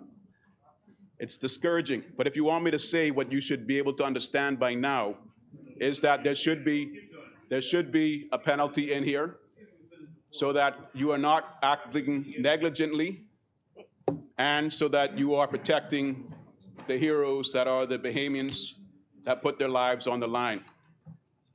It's not about what I'm saying, it's about what you should be doing. Madam Speaker, with that on the evacuations, it's interesting because the last administration got a lot of flack for how they acted under emergencies. And if you look at Section 52 of this Act, Section 52 subheads accredited disaster alert notification service. Excuse me, it's Section 56 that deals with evacuation orders. So I've already touched on evacuation orders where the experts can say, you need to leave this place. But the people can say, we're not going. The evacuation order, Section 56, goes further to say, an evacuation order may, under subsection 1, provide for the prohibition of the movement of any person or group of persons to, from, or within any specified area or island where necessary. So the prohibition of movement of any person or group of persons to, from, or within any specified area or island where necessary. Now, that makes sense if you've issued an evacuation order.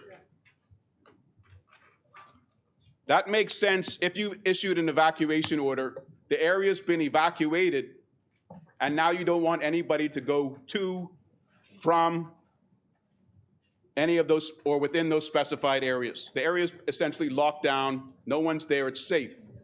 but you haven't made it a offense to disobey the evacuation order. So you've already contemplated that there's people that will stay despite the evacuation order being issued. But you're attempting now to tell them, well, since you stayed, you can't move out of there. So if in the last 30 minutes you realize that you need to try to escape, sense has finally come forward. These evacuation orders are preventing people from moving to and from. It makes no sense. This bill is a disaster, Madam Speaker. Now, Madam Speaker, something they're also trying to do under 56(2) is the evacuation orders can impose a general or specific curfew as to the time when persons should remain indoors. So this act gives the Prime Minister the power to impose curfews. It restricts your mobility. I'm here, brother, and I'm standing up. No one's listening to you. Now, Madam Speaker, it goes on in Section D. The Prime Minister can make for the immediate closure of all public and private business premises. Where have we heard all this before? They were screaming. Now, they're putting it into law again. E, the Prime Minister can authorize person or class of persons to render essential services of a type that that person or persons of that class is competent to provide, and the provision of reasonable compensation in respect of services so rendered. I think one of the government members spoke about this today. Can also address the provision of essential goods and services. It can regulate the distribution of essential goods and services and resources. So now we're probably in a rationing state, and it's up to the Prime Minister to say who will get what. And this one, I don't know, and I'm not asking, but this one is of interest to anybody with a criminal law background. H, the Prime Minister can authorize the taking of any steps which is reasonably justifiable in the circumstances by any person or class of persons to suppress anarchy, civil disorder, looting, home or shop breaking, or any assault of any kind against any person. Take any steps which are reasonably justifiable, Madam Speaker. I don't stand to be corrected, Madam Speaker, but to me, that means that the Prime Minister can authorize use of deadly weapons on his fellow Bahamians.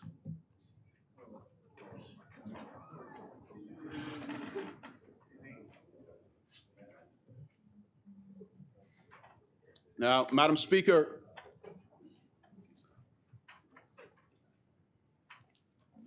by Section 64 of this Act, if we go to Section 64 of this Act, this government has attempted to do something that I think is noble, but again, as I said at the beginning, I don't believe they really understood what was going on in the immediate aftermath of Dorian, because they're quite pleased that they have created a non-governmental consultation council, which can include a number of persons, it doesn't say how many, maybe one, maybe two, three, selected from the following individuals who possess qualification, skills, or expertise in the management of disaster risk: community-based organizations, nonprofit organizations, corporations, and other private organizations who specialize in the management of disaster risk. Were any of these NGOs and NPOs consulted in creating this bill, this particular section especially? The reason I ask is that what I understood, that there were a lot of international organizations willing to donate goods and materials, even money, to local nonprofit organizations. But the second they were told they would need to send it through a government body, they backed off. Because we're not just talking about the reputation of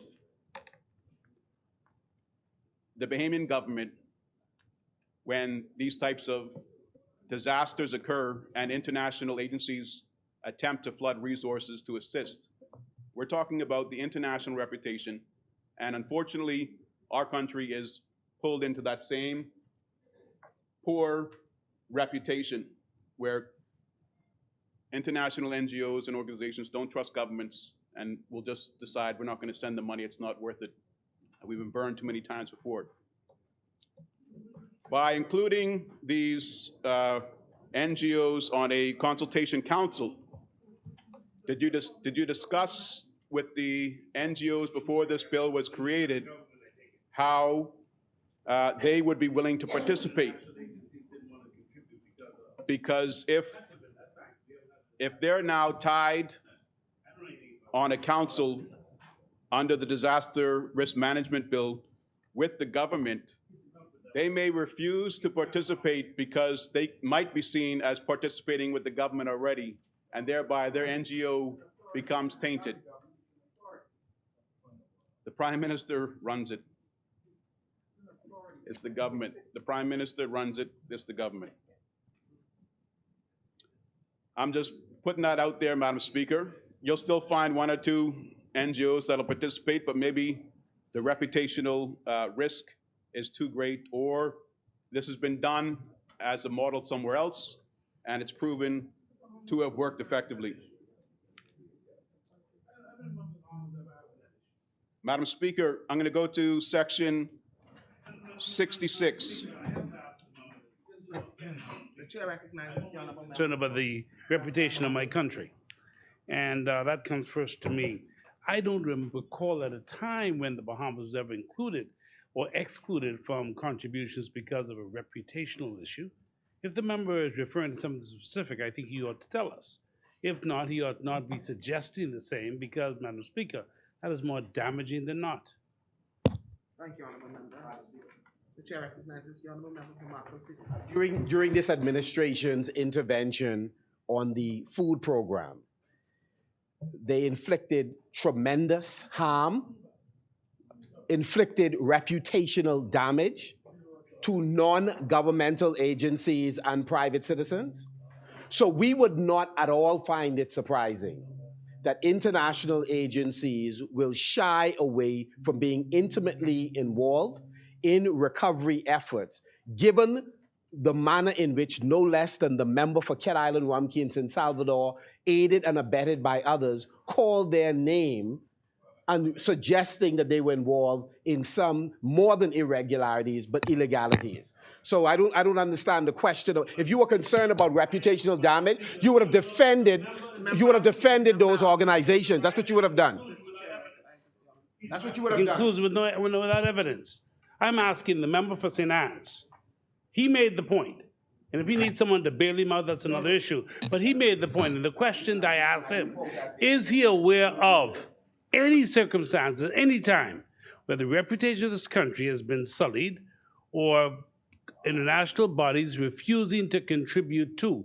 During Dorian and even after Dorian, we've had international bodies. In fact, we just completed a project with an international body that I will talk about when I speak today, Madam Speaker.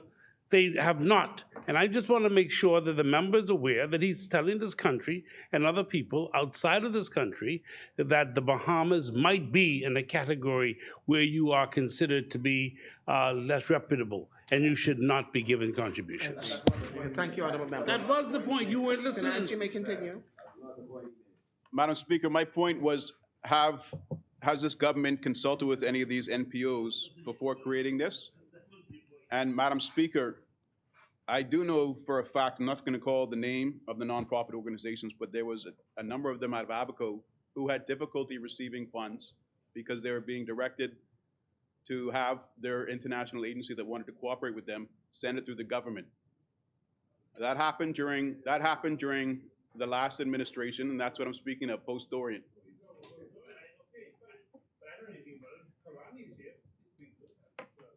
Madam Speaker, I'm not sure what's going on here.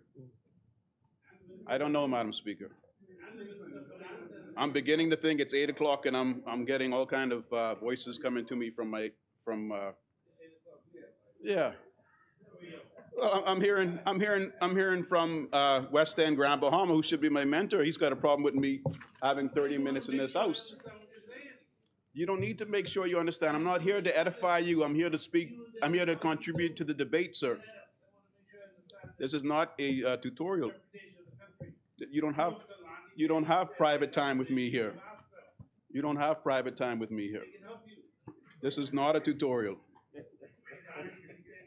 If you miss a page, just try and catch the ending. Now, Madam Speaker, you also have Section 66, which deals with international assistance. What I heard earlier was that it's very important that we get this legislation through. We want to have it in place before the next hurricane season.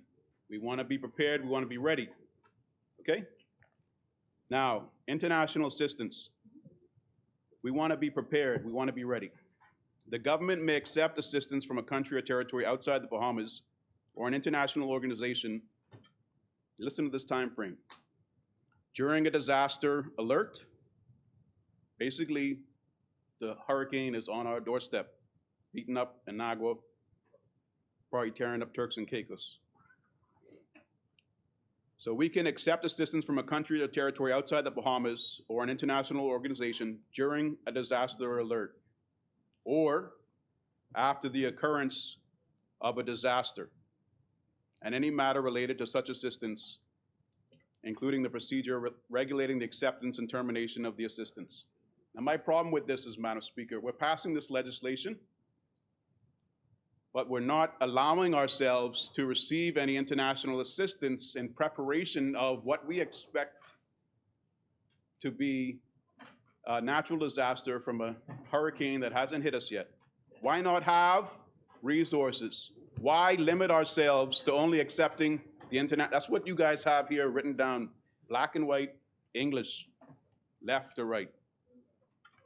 Now, why is it that if we're rushing to put this in place and be prepared for the next hurricane season, we are preventing ourselves from being able to accept any international assistance until such time as there is a disaster alert or after the occurrence of a disaster?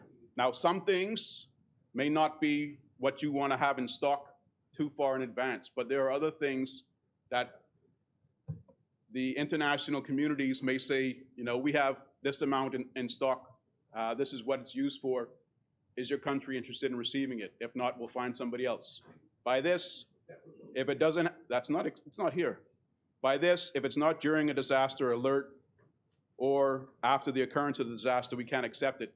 Now, the whole reason, don't get touchy about it. The whole reason we're having this debate is to hear different views and opinions about something that may not have already been considered before it's passed into law.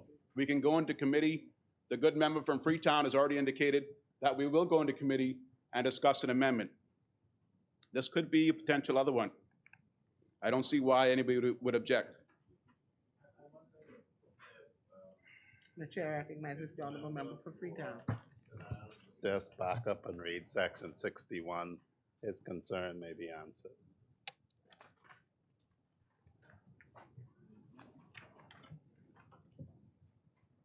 Disaster prevention. I'll read it after I'm finished, Madam Speaker. It's quite a long section, Madam Speaker, unless you want to stop the clock. I'll read it afterwards. After.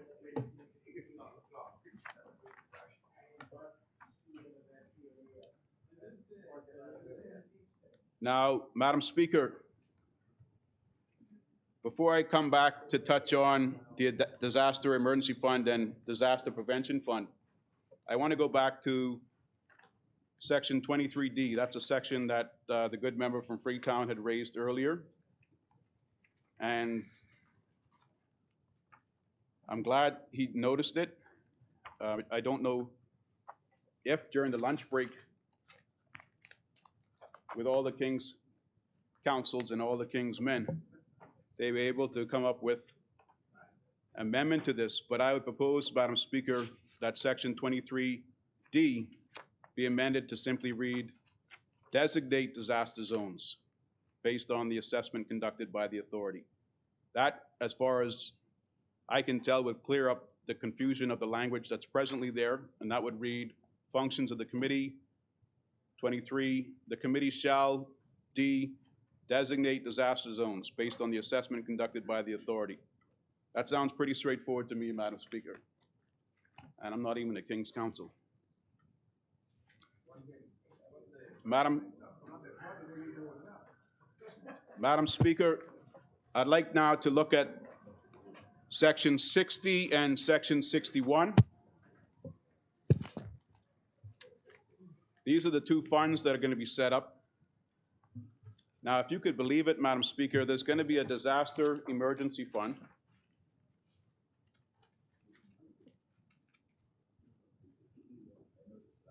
I would think that this administration, with the great second Bible, the Blueprint for Change, would have contemplated that they would be bringing this legislation into effect. So I'd like to ask right now, and if they want to answer, they can, how much money is going to be put into the disaster emergency fund under this current budget? Madam Speaker, you also have a disaster prevention fund. Madam Speaker, you also have a disaster prevention fund. The next budget is coming what month? No. Y'all thought you had the answer, but you want us to be ready for the next hurricane season, but you want us to wait for the next budget. Then you have this 661, Madam Speaker, disaster prevention fund. How much money is being set aside to put into the disaster prevention fund? How much money? How much money? How much money?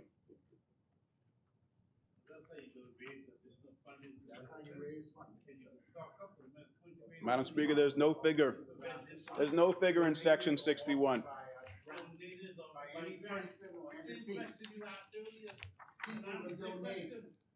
All right, let me listen to these. Let me listen to these three fellows. What do you want me to look at?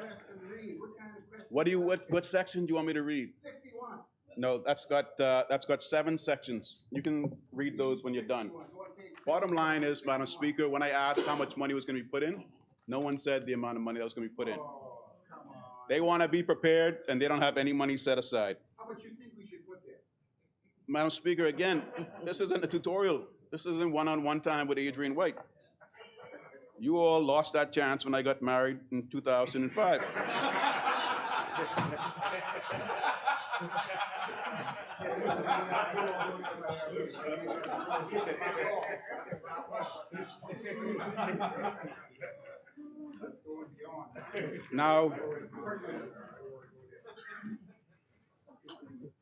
Now, Madam Speaker, the last thing that I wanted to point out, it's a bit of a low blow, but it's still not been addressed yet. And it's on these funds, Madam Speaker. It's on these funds. By Section 63, Madam Speaker, the Disaster Emergency Fund and the Disaster Prevention Fund shall be 2 separate funds with independent allocations. Subsection 2, no monies from one fund shall be used for any purpose related to the other fund. Now, Madam Speaker, this is under the authority of the Prime Minister. His office is called the Office of the Prime Minister.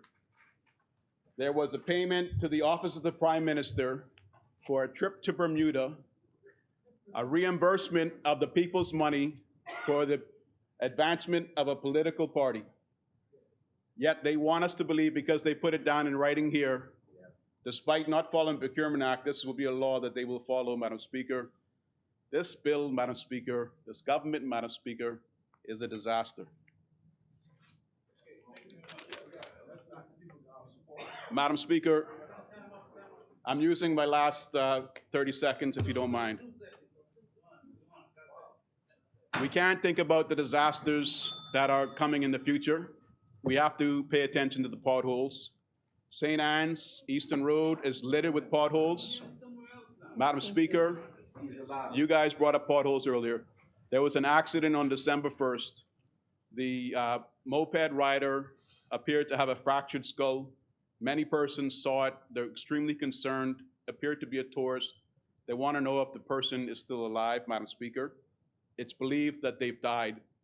And there is extreme anger and sadness because there is a pothole in the immediate location of this accident. A pothole that's been reported multiple times to the pothole hotline. I haven't seen it reported in the news. I'm trying to remain optimistic and hope that the individual is still alive. But there has been no news reported, and the constituents would like to know. I understand that the Minister of National Security is made aware of traffic fatalities. So I'm hoping whether he speaks to me on the side afterwards, that I can at least report back to constituents with an update to say that that individual, who nobody really knows, but they were exposed to it, the traumatic event, seeing the person's body mangled on the ground, so that they can be at some ease, Madam Speaker. But I've also had a former constituent, the airport, either side of the airport before you get to that nice viewing section, is extremely bumpy, leading into Gambier Village Tropical Gardens. It's like running over rapids. That needs to be repaired, as well as at the other end by, I think it's MPD Code that has an office location out there. Madam Speaker, if those things could be addressed in all of Eastern Road, not just the pothole in the immediate vicinity of this recent accident can be repaired because it was repaired the next day. If all of the potholes on Eastern Road and St. Anne's could be repaired, that'd be much appreciated. I lost a mother of one of my childhood friends, Heather Borman. I'd like to extend condolences to her family. And with every death, the Sands family lost a good man early this year, but they now have a new grandchild. So in the worst of times, Madam Speaker, there's still something to be happy about. Thank you, Honourable Member. The chair recognizes the Honourable Member for Vinewood. Madam Speaker, I waited for the full 30 minutes, and I just draw a reference to the Honourable Member for St. Anne's, who felt that I was totally inept in moving. I don't think I was ineloquent enough. And, you know, I can't help it. I'm a public school student, alumni. Wasn't as fortunate as many to be trained in the eloquence. However, I am a barrister of the Inner Temple. So if somebody not known to me did mark my law papers, in case that's where the Honourable Member was going. I would like to raise those 14 sleepy pieces of instruments, Madam Speaker, that put him to sleep. At the present, Madam Speaker, whenever there's an impending hurricane, Kalani would know, East Grand Bahama would know, and Marco City would know. As far back as Hurricane Nicole, we had the various agencies that were there. Police, Defense Force, Social Services, DPL, Water and Sewage, Ministry of Works. All we are saying right now, Madam Speaker, is those same agencies are the same agencies right here.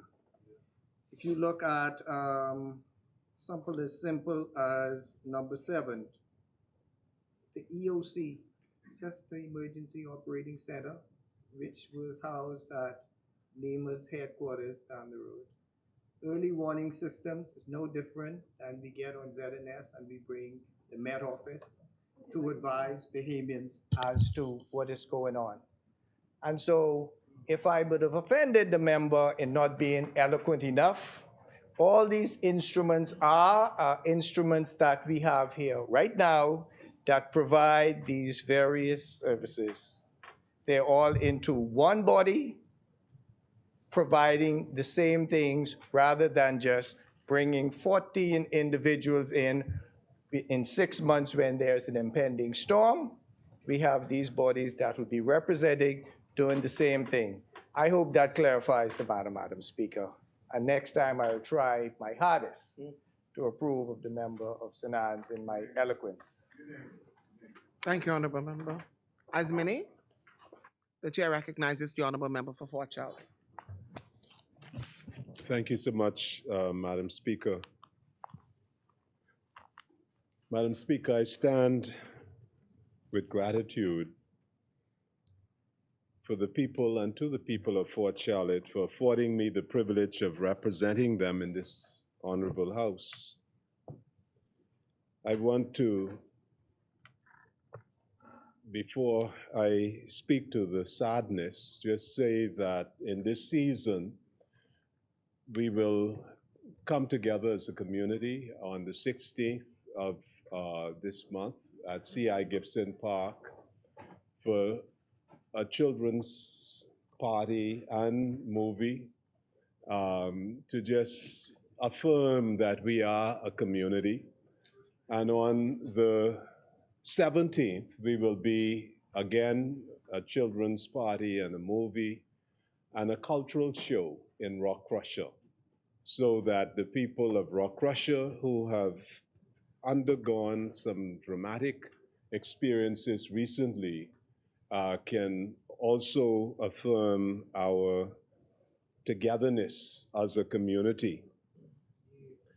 I extend my sympathy to Senator Randy Roll on the passing of his mom, Karen Roll.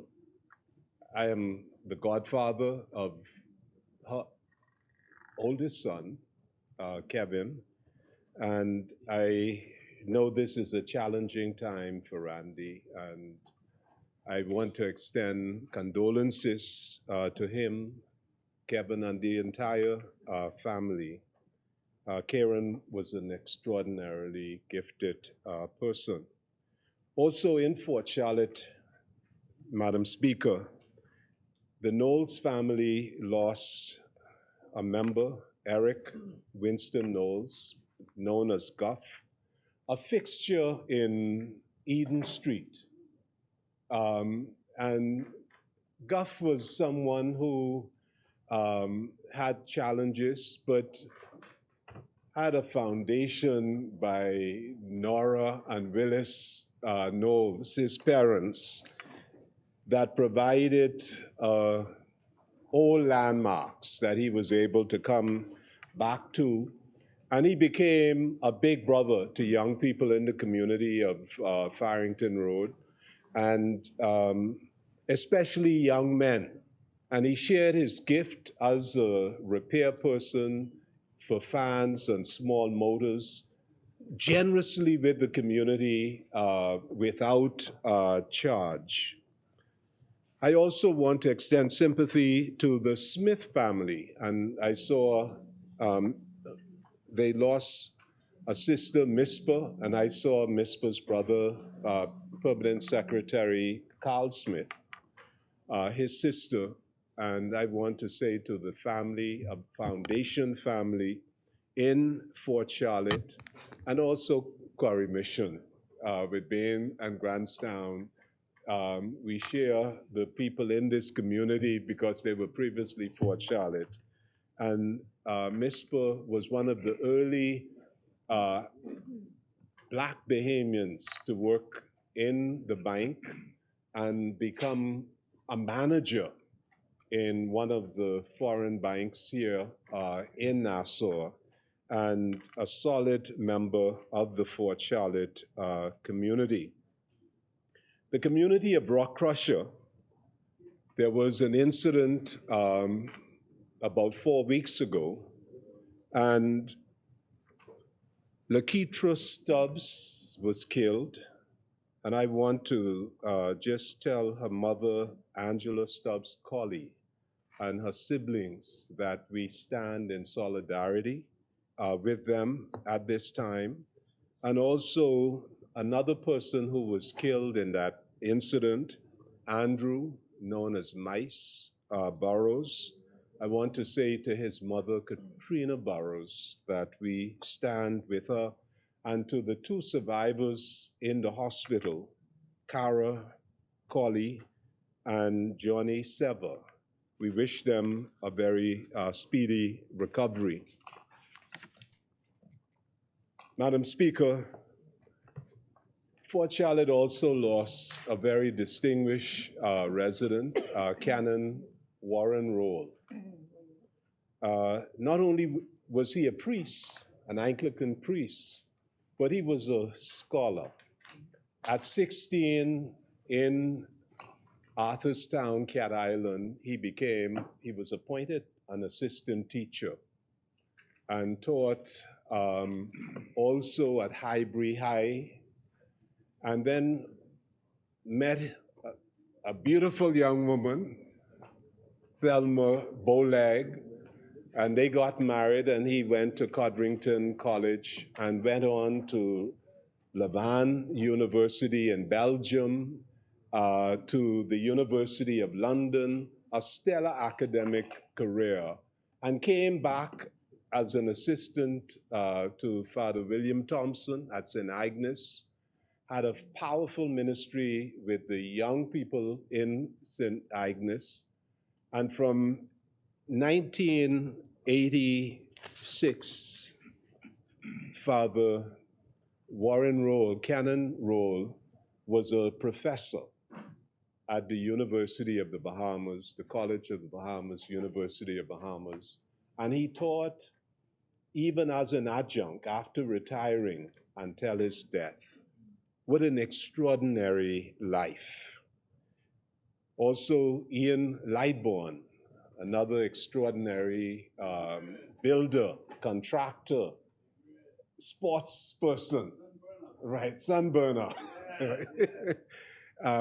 Big Red, a generous soul who was a very big personality in Fort Charlotte and was highly, he was a gifted man, generous man. And I want to send a shout out to his, his wife, Makiva Lightbourne, and all of his children, his brothers and sisters, all of whom are very active in the community of Fort Charlotte. And I want to say to two queens, two Bahamian queens, and they are queens, Madam Speaker. One at the age of 94, beautiful woman, gifted woman, makes some of the best cakes in Fort Charlotte, and that's Mrs. Louise Popel. She is just a queen. Another queen, also from Bain and Grantstown, but I've known her from all my life, Miss Elaine Moxie, who is 102 and has been involved in the majority rule struggle, Madam Speaker, in the early days. And in the 1970s, she was one of my mentors. So I want to salute these two queens. And Madam Speaker, the Ministry of Works and Utilities carries out extraordinary functions within this community of designing, of quantifying, of project management and repair and maintenance. But what a lot of people were surprised, Madam Speaker, during the public service week, the Ministry of Works won every single prize. Best Career Day, Best Banner, Best Float Parade.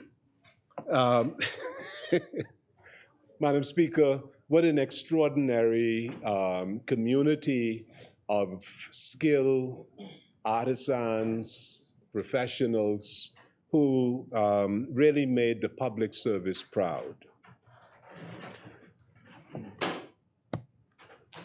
The bill before us today, Madam Speaker, I want to really locate how significant this bill is.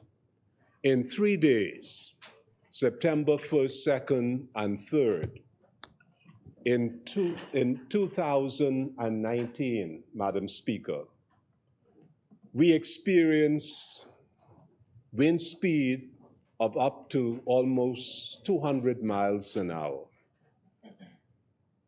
We had sea surge going over the land, which was up to 20 feet.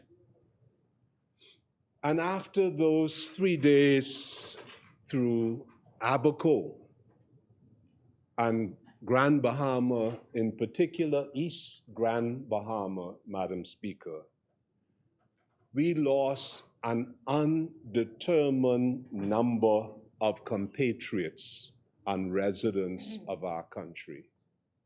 People washed away, snatched out of the hands of a spouse, children being clung to by parents, and the wave just take them away, never to be seen again. Madam Speaker, the Inter-American Development Bank said that in those 2 days we lost $3.4 billion, an equivalent to almost a third of the GDP of the economy of the Bahamas in 2018. But what the IDB could not have captured, Madam Speaker, was the psychological harm, trauma that the people in Abaco and Grand Bahama suffered. And by extension, Madam Speaker, all of us. And I want to introduce my brief contribution by stating why this is so important, Madam Speaker. Because I had 24 members of my own family living in McLean Town in East Grand Bahama, my sister in Heritage, my brother and his wife in Murphytown, and a niece in Dundas Town. And Madam Speaker, like many of us, I am at the airport, executive airport. And in fact, at the airport, I called the Honorable Prime Minister at the time, you would recall, desperate, trying to get my relatives out, and had to rely on private persons. Thank God for Sebastian, because he brought out my niece and some of my other cousins. Mail Boat Limited brought out my brother, his wife is disabled, one of his daughters is disabled, but they manage. In other words, Madam Speaker, I asked myself, and Bahamas Air was charging, what, $75? I am asking myself, I'm there, and as I am there that whole day, and I see people coming out of Abaco, who I knew. And you know, Madam Speaker, it's like a war scene.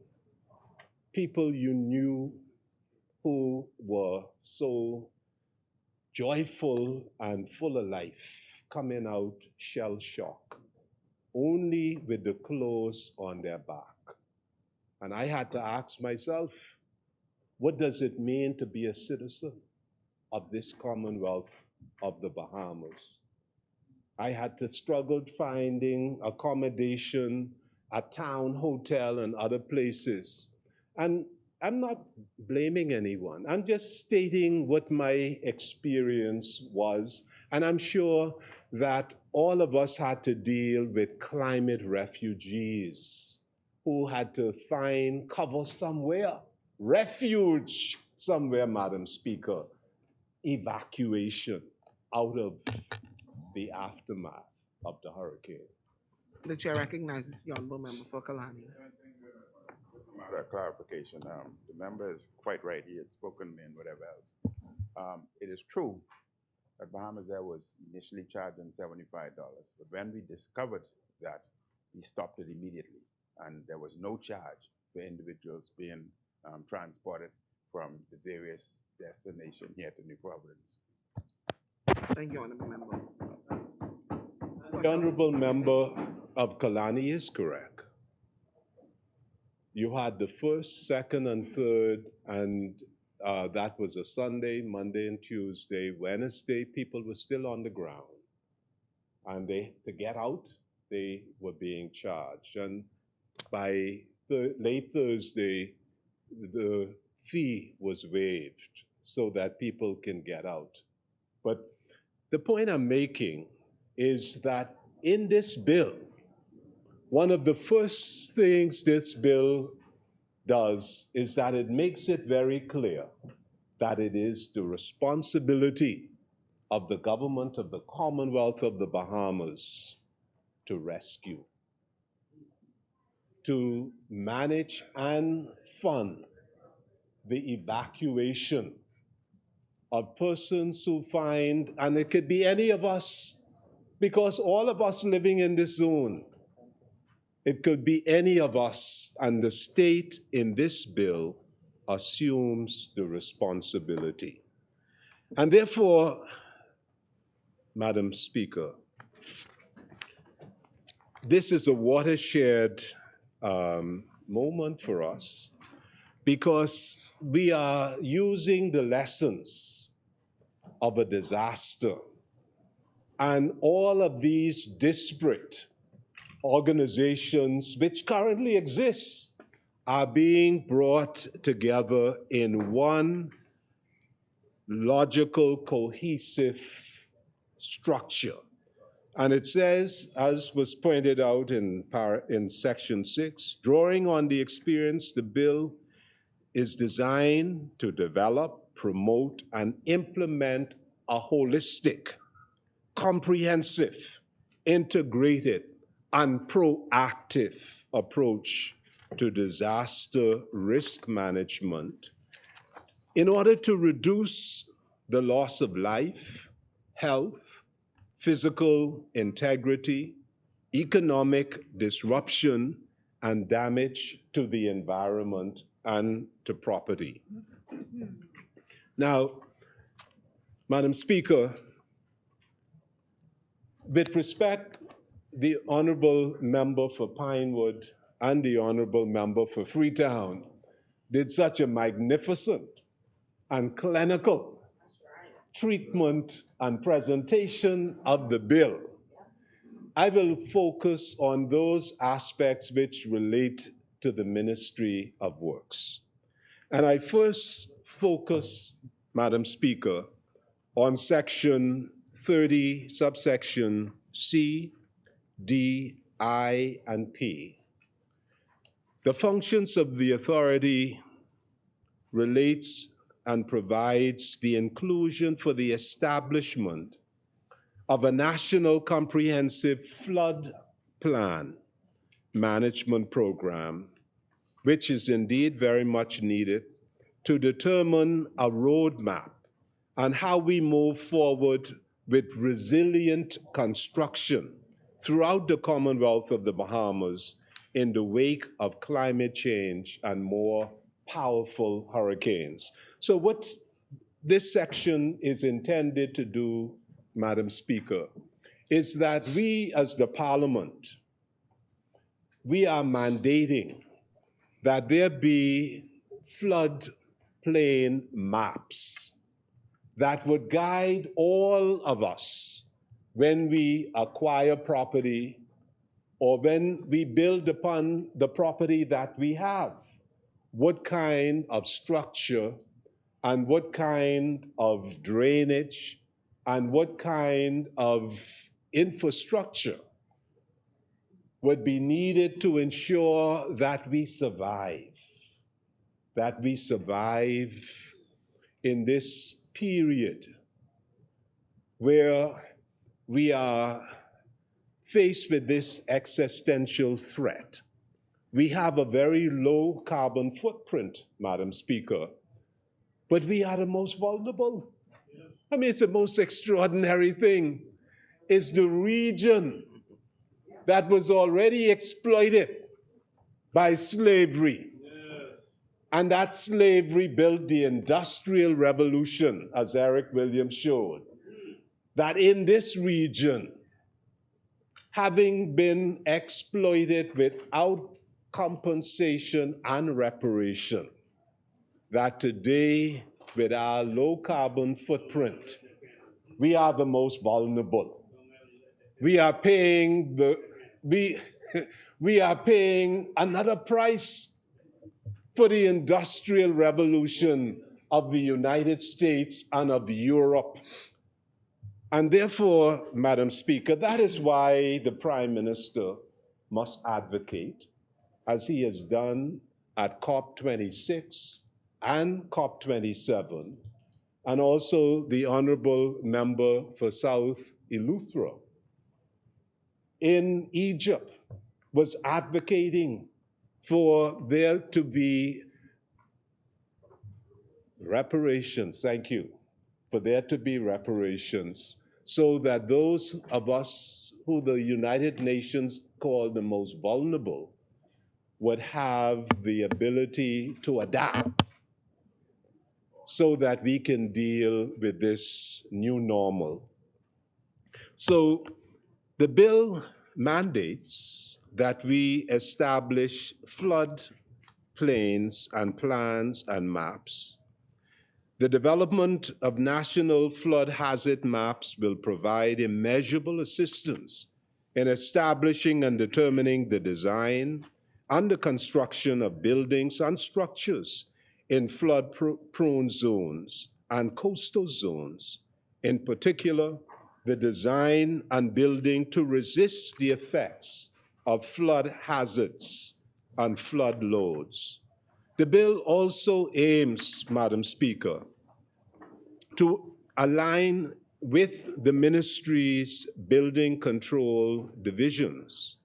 And as you know, the building control division of the Ministry of Works and Utilities is currently engaged in a process of revising and upgrading the Bahamas Building Code.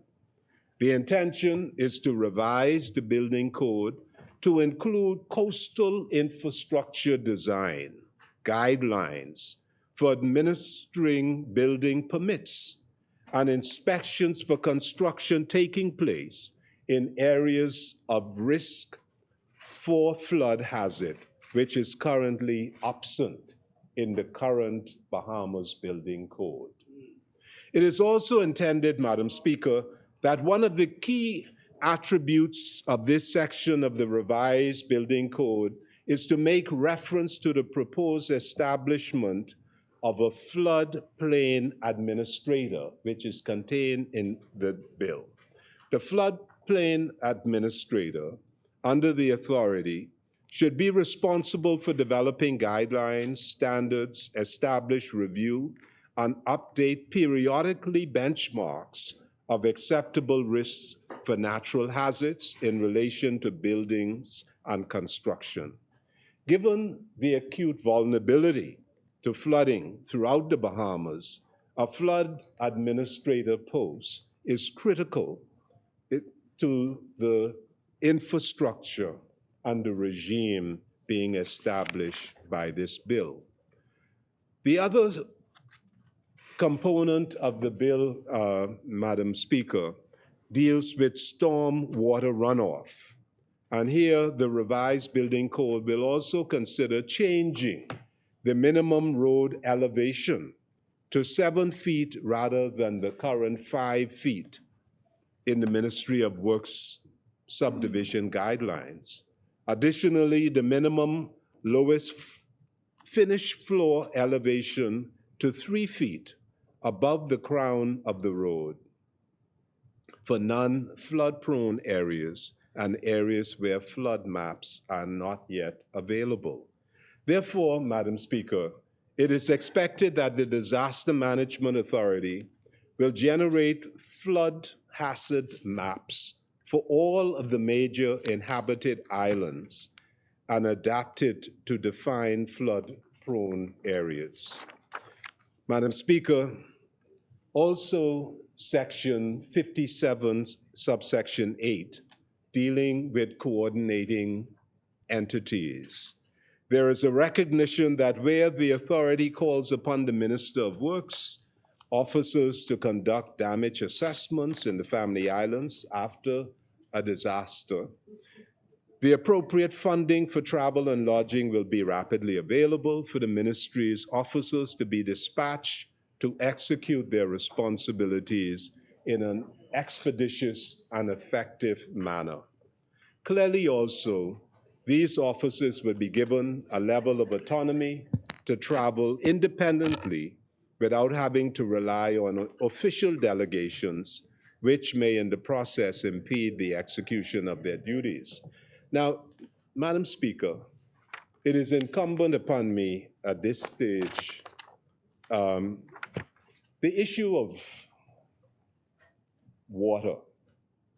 The issue of water, while we can live for some time with food, but we can't live without water. Water is a fundamental right. And I'm happy that the Honorable Member for Long Island is here, because there is a history to what is happening in Eleuthera. And here, Madam Speaker, I am not casting any aspersion, I am just stating facts.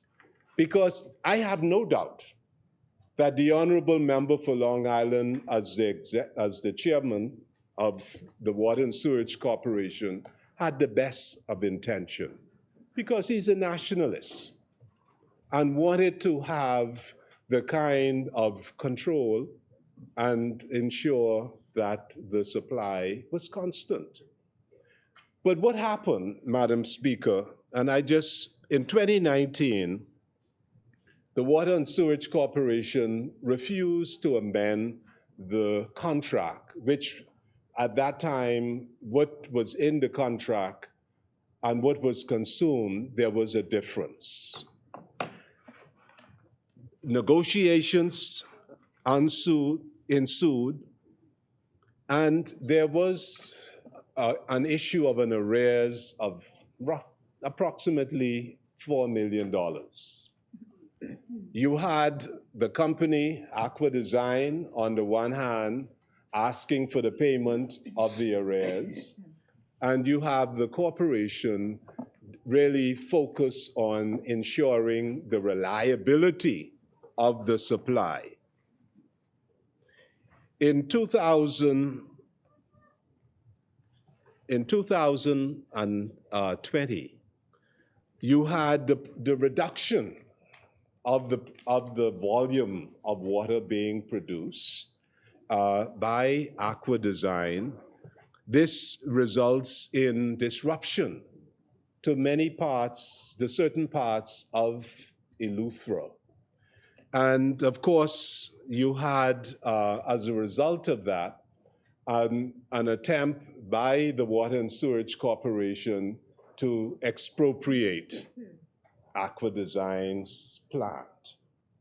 You have the United States Embassy getting involved, and there's a conversation between the two governments, the United States and the government of the Commonwealth of the Bahamas. Then you had the Water and Sewerage Corporation. The chair recognizes the Honorable Member for Long Island.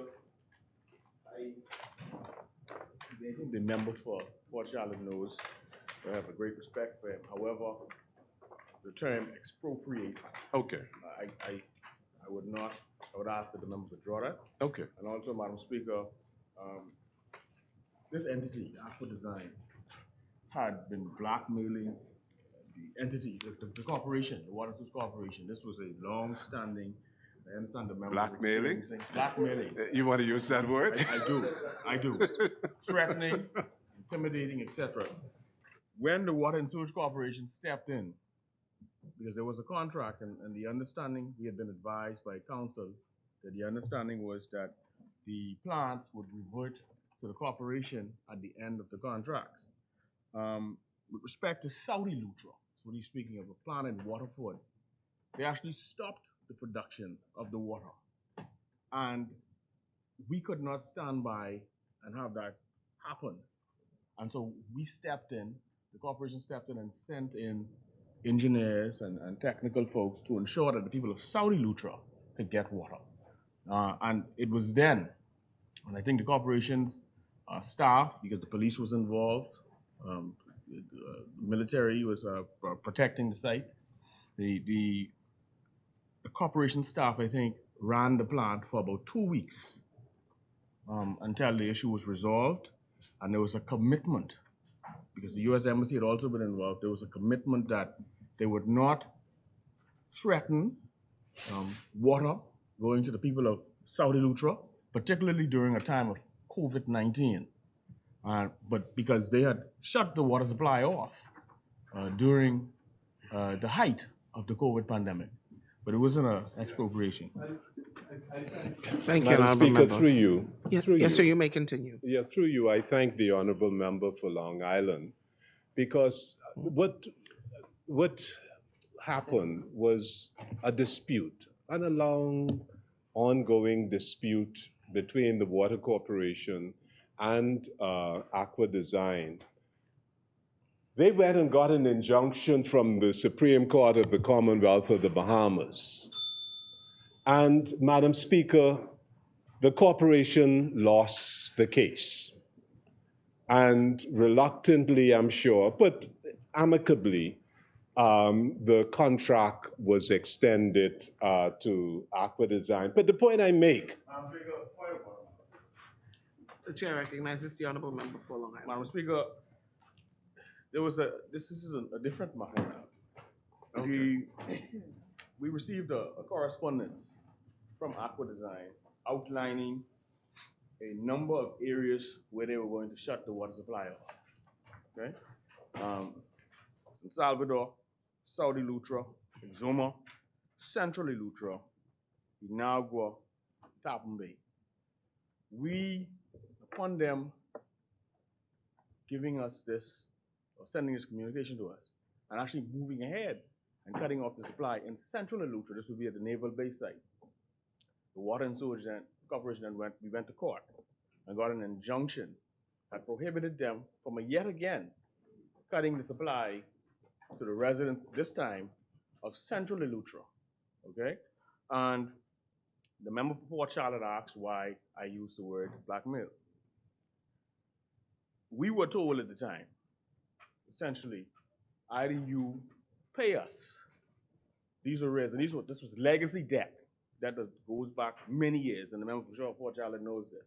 The same thing applies to Consolidated Water and some of the other entities that provide water to the Bahamas. But the corporation was making its payments every single month. Every month, anywhere between $300,000 and $500,000 was being paid against the debt, every single month. However, Aqua Design felt that we should pay the entire thing off. They issued a correspondence to the Water and Sewage Corporation stating that we must pay $1.7 million within 14 days. Otherwise, they would be shut down. And I can share this information with you, for Charlotte, in the instance that you don't have it. But then just give me one more moment. Madam Speaker, that is where the corporation went and sought the injunction. We did not lose. We got the injunction. There was an order that was issued directing Water and Sewage and the government to find ways to make payments by a certain date, and directing Aqua Design and ourselves to sit down and have some communication. I can tell you that during that time, the Water and Sewage, being in the position we were in, where we were pretty much being raked over the coals, the corporation, and prior to that, given the back and forth, we contracted an international renowned RO expert. We also formulated the reverse osmosis unit formed during my tenure, hired RO specialist engineers and technicians, and the plant that they're currently moving to address this issue came in during my tenure. In fact, we sourced, I think it was some 9 plants, 2 for Cat Island, 1 for Long Island, Exuma, Lutra, Sweetens Key, to address that issue there, Moores Island, and a number of other places, to ensure that these folks, these foreigners who are running these oil plants, are not holding the corporation hostage, which was the case. We were literally held hostage and told, hey, look here, and this was during the pandemic, either you pay this amount by this time, or we cutting you off. Either you give us another 20-year contract, or we cutting you off. And we said, look, we can't give you a 20-year contract because we're bringing in our own RO machines to provide our people with water. The reality is, Madam Speaker, this company and a number of other companies who provide RO services in the Bahamas, or water to the Bahamian public, they use water and sewage land. More often than not, water and sewage pays to dig the wells. Water and sewage pays their electricity bill. The electricity that they're using to pull the water out of the ground to sell back to us, we actually paying for that. These contracts were onerous and disastrous, and you will find my signature on no contract for Charlotte. We ended up having to provide a letter of comfort to them via the Ministry of Finance. Right? The AG's lawyers reviewed it. Our lawyers reviewed it, and having done so, we provided them a letter of comfort. 6 days before the general election, they said, listen, we're going to cut off water. And unfortunately, you notice, they said, we're going to cut off water at this place, that place, the other place, before the general election. The member for Kalani can attest to this as well. And we had to rush to ensure that water didn't get cut off, to provide a letter of comfort, to provide a side letter. And I understand a small extension was given to them. No, I refused, and I considered on my feet, to sign any agreement with any company that I felt was being rapacious as it relates to their interaction with the entity, as well as, in my opinion, where the entity was getting the bad end of the stick, paying the electricity bill, providing the site, in some instances digging the well, and you only bring in the machine. This is as simple as it was, just bringing the machine and installing the machine and selling you back your water. I thought that was absurd. I still hold that view.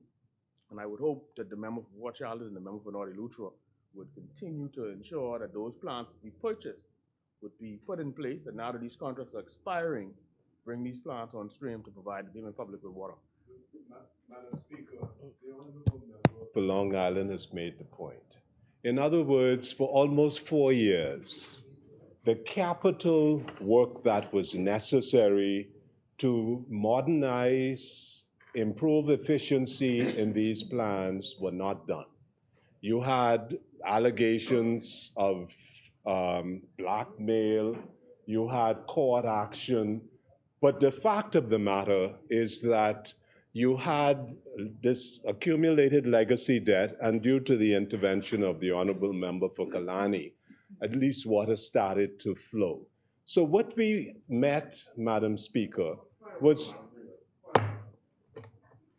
The chair recognizes the honorable member for Long Island. The member for Fort Charlotte is misrepresenting what happened. It was not I think that Kalani would agree, there was a collaborative effort to ensure that the water continued between himself, the corporation, and of course, the former member for Carmichael.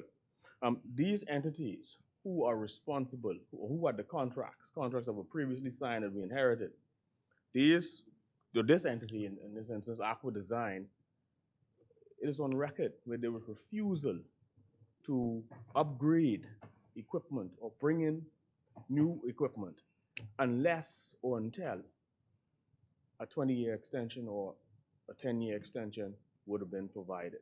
That is on record. So that would not fall to the corporation.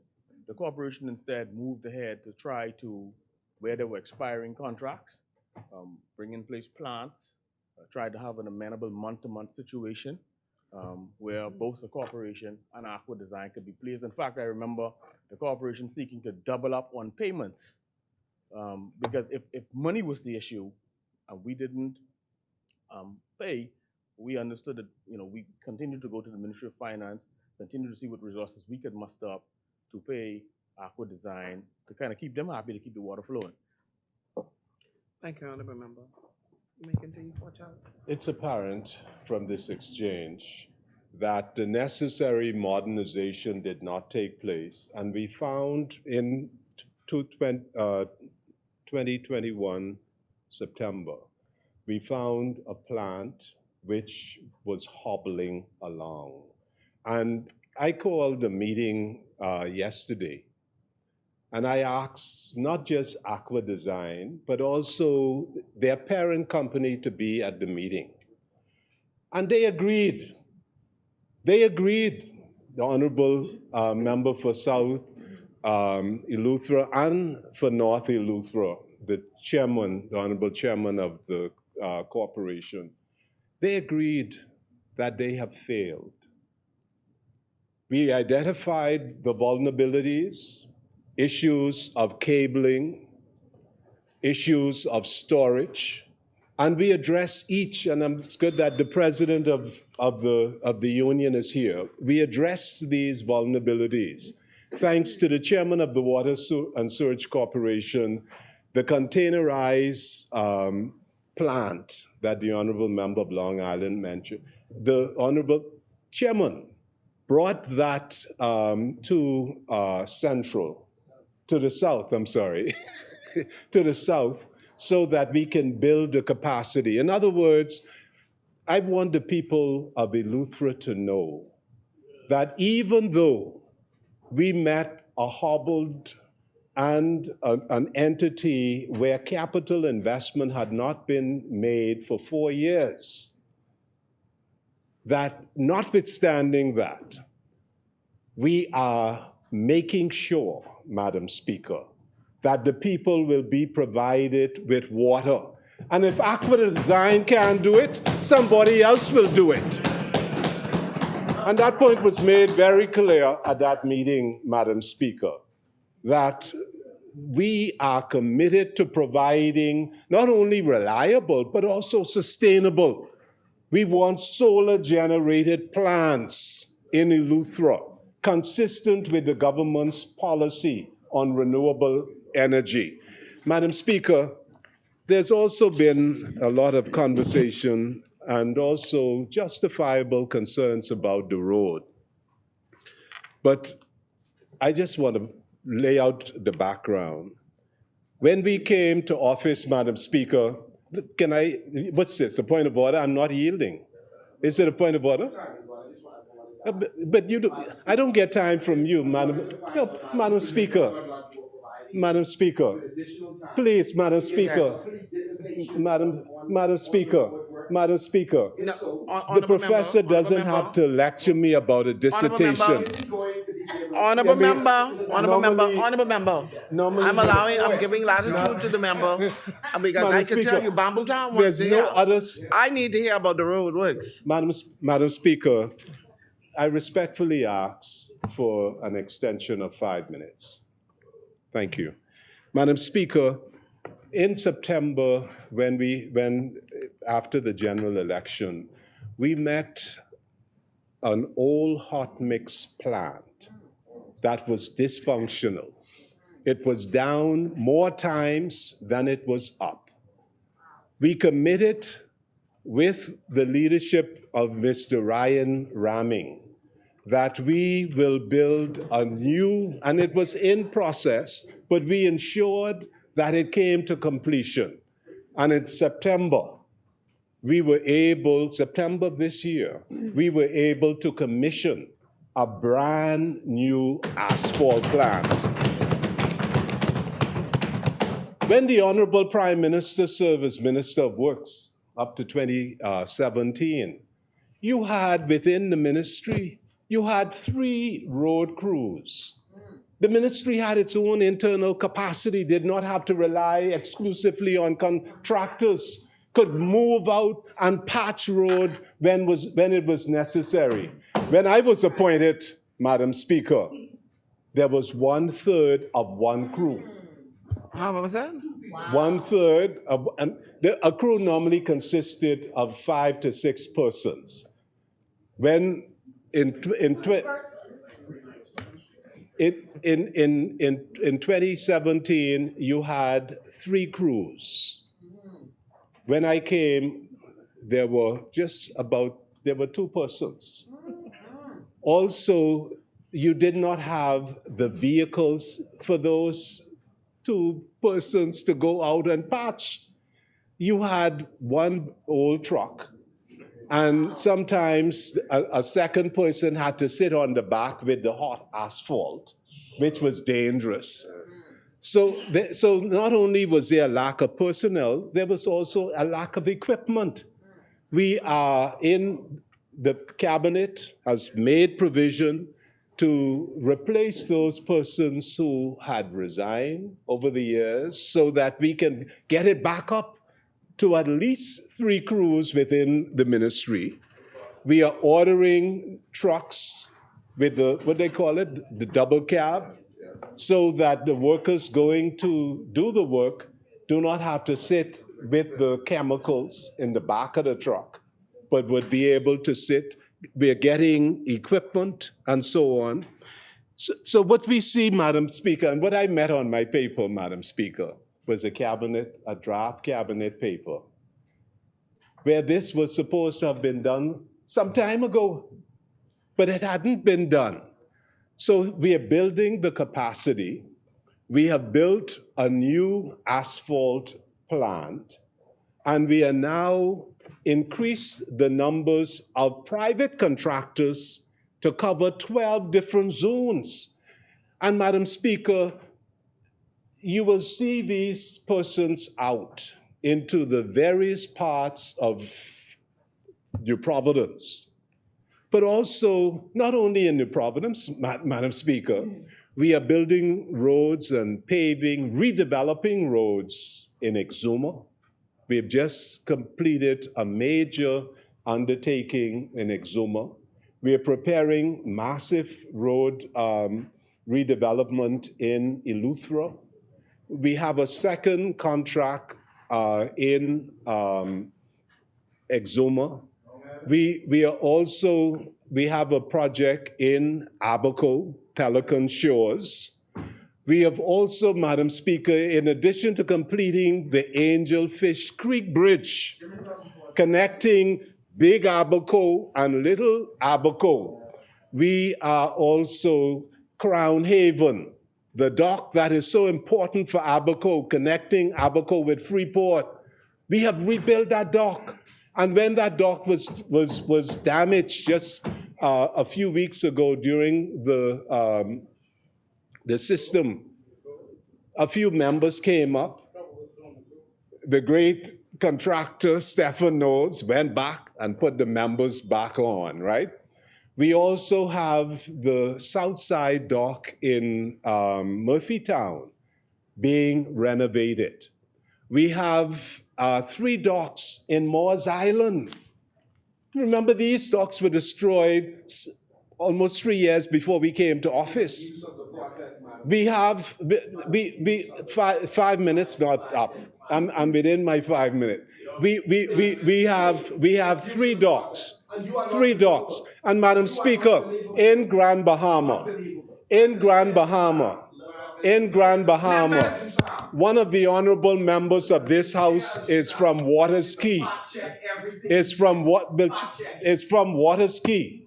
And I can tell you that the honorable member who is from Waterski, that the dock in Waterski has already been tendered, is about to be mobilized, and this is one of their own parliamentary colleagues. This is where Waterski, not only will the dock be repaired, Madam Speaker, but also the road the road to Waters Key Dock will be. So what we have, Madam Speaker, you know, we are not here to make excuses. We are not here, but the Bahamian people, Madam Speaker. Member, Thank you for your protection, Madam Speaker. The Bahamian people know, they understand that we met legacy problems that they did not execute. So rather than complaining about it, we are doing it, Madam Speaker. And I will report as these progress. Madam Speaker, I thank you so very much. thank you, honorable member.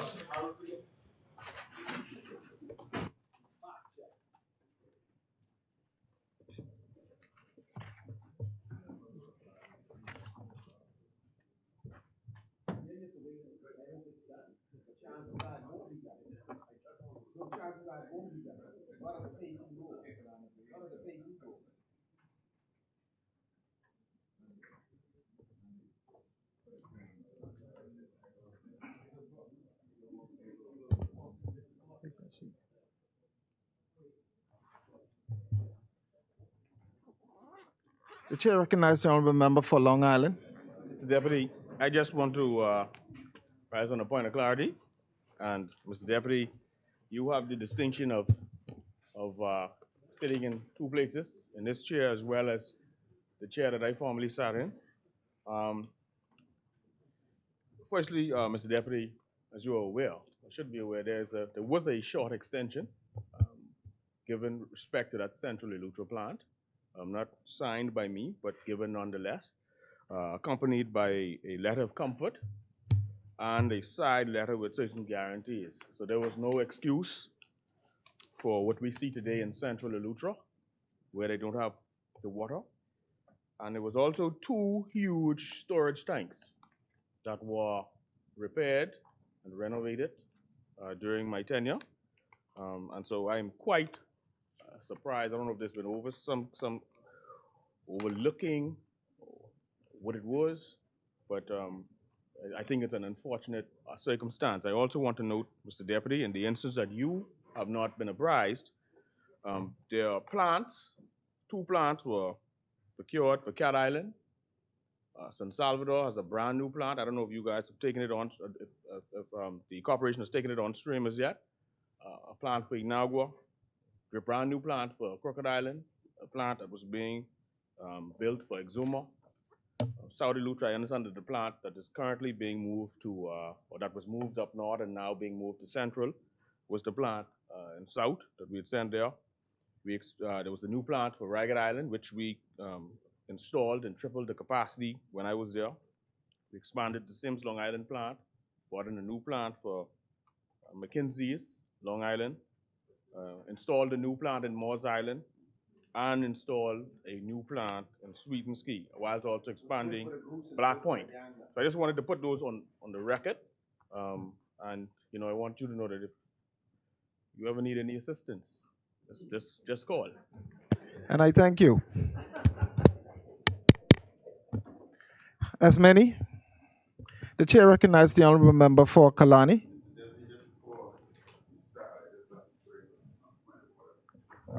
Some misinformation. When we were government, we had ordered the best, the top asphalt plant in the world. That asphalt plant was here, paid for. The delay was the contractor in doing the job that he was supposed to. So no, he did not need any paper to order any plant. The plant was here. That's misinformation. Now I may start.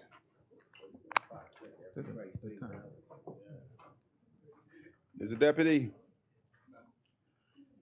before I get into the guts of what I want to say, let me just wish you all and the entire Bahamas a Merry Christmas. And I'm certain they would have a nice New Year.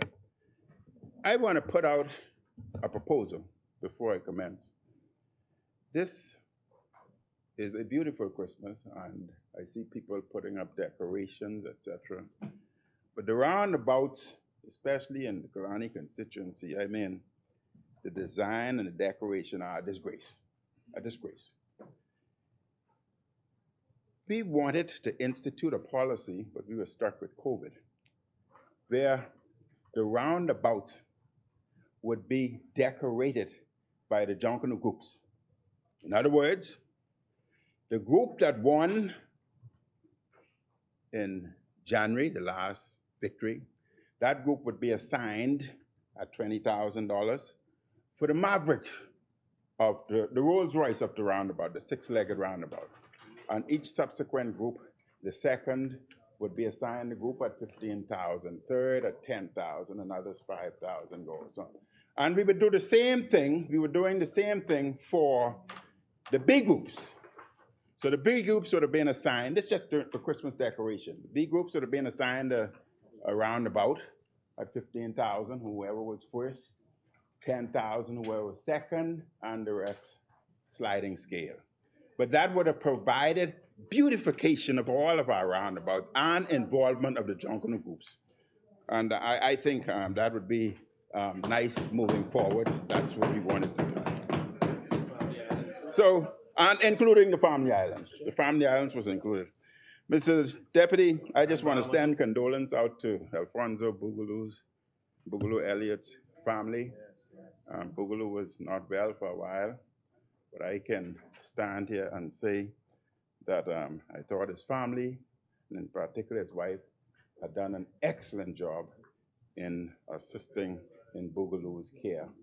And being my personal friend, I was very, very happy of his care. And now I send condolence out to the entire family. Mr. Deputy, I rise again today on behalf of the good people of Kalani, who, like most Bahamians, are struggling more and more every day because of the mismanagement, the indifference, and terrible decisions of this Prime Minister, the member for Cat Island, and his New Day government. The supposed New Day has turned into a terrible nightmare. We have a Prime Minister and government who have very little to show after more than a year in office, except confusion, cost of living crisis, and a travel budget that keeps getting bigger and bigger. In fact, this government can be referred to as a tax and spend government. Mr. Deputy, we are here to debate the Disaster Risk Management Bill 2022. This is an important piece of legislation because of the times we live in. Climate change is a special threat to our country as a low-lying coastal nation that is in a hurricane zone. The warming planet and seas due to carbon emissions have changed our hurricanes' behavior. Storms that a generation ago may have peaked at Category 2 strength are now reaching Category 5 strength and staying for long periods of time. These superstorms, Mr. Deputy, are existential threats to small island development countries such as ours, the Bahamas. The world saw what these storms could do in September of 2019. And Hurricane Dorian was the strongest storm to hit our country. It had maximum sustained winds of 185 miles an hour and gusts going to as high, recorded by some, as 250 miles per hour. Surge was more than 20 feet, and I had advised the public repeatedly that the surges were going to be 3 times my height. And I was 6 foot, which made the surge at least 18, but they were 20. And those surges caused widespread devastation in Abaco, the Abaco Keys, and Grand Bahama. There's been considerable improvement in the northern Bahamas since the storm first struck though there's a long way to go.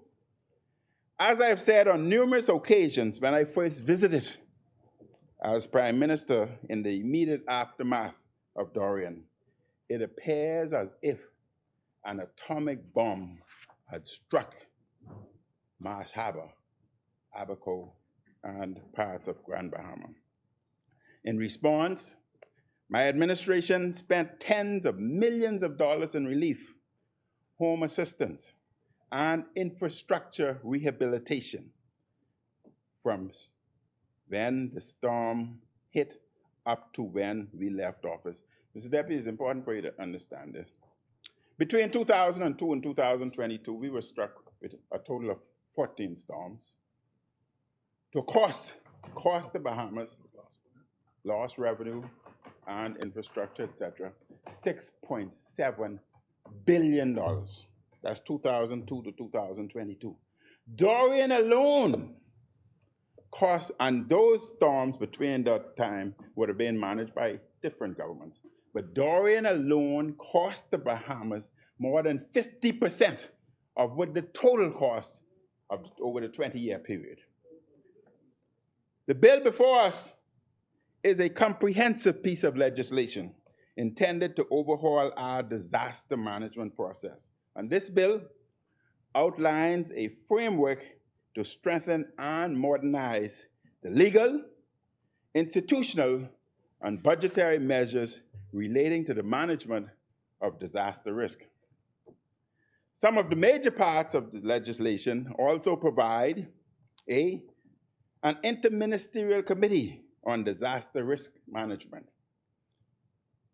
the establishment of a disaster risk management authority, which will replace NEMA and the Disaster Reconstruction Authority, the role and responsibilities of administrators in disaster risk management, including the appointment of a disaster risk management consultative committee for each local government district, and the installation, operation, and maintenance of early warning systems.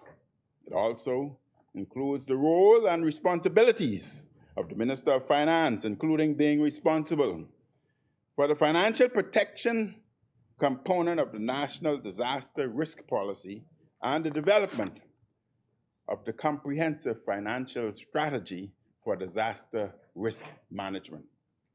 It also includes the declaration of a disaster alert and the declaration of a disaster emergency by the Prime Minister, the activation of disaster emergency measures, and the making of evacuation orders by the Prime Minister, and the establishment and management of the Disaster Emergency Fund and the Disaster Prevention Fund.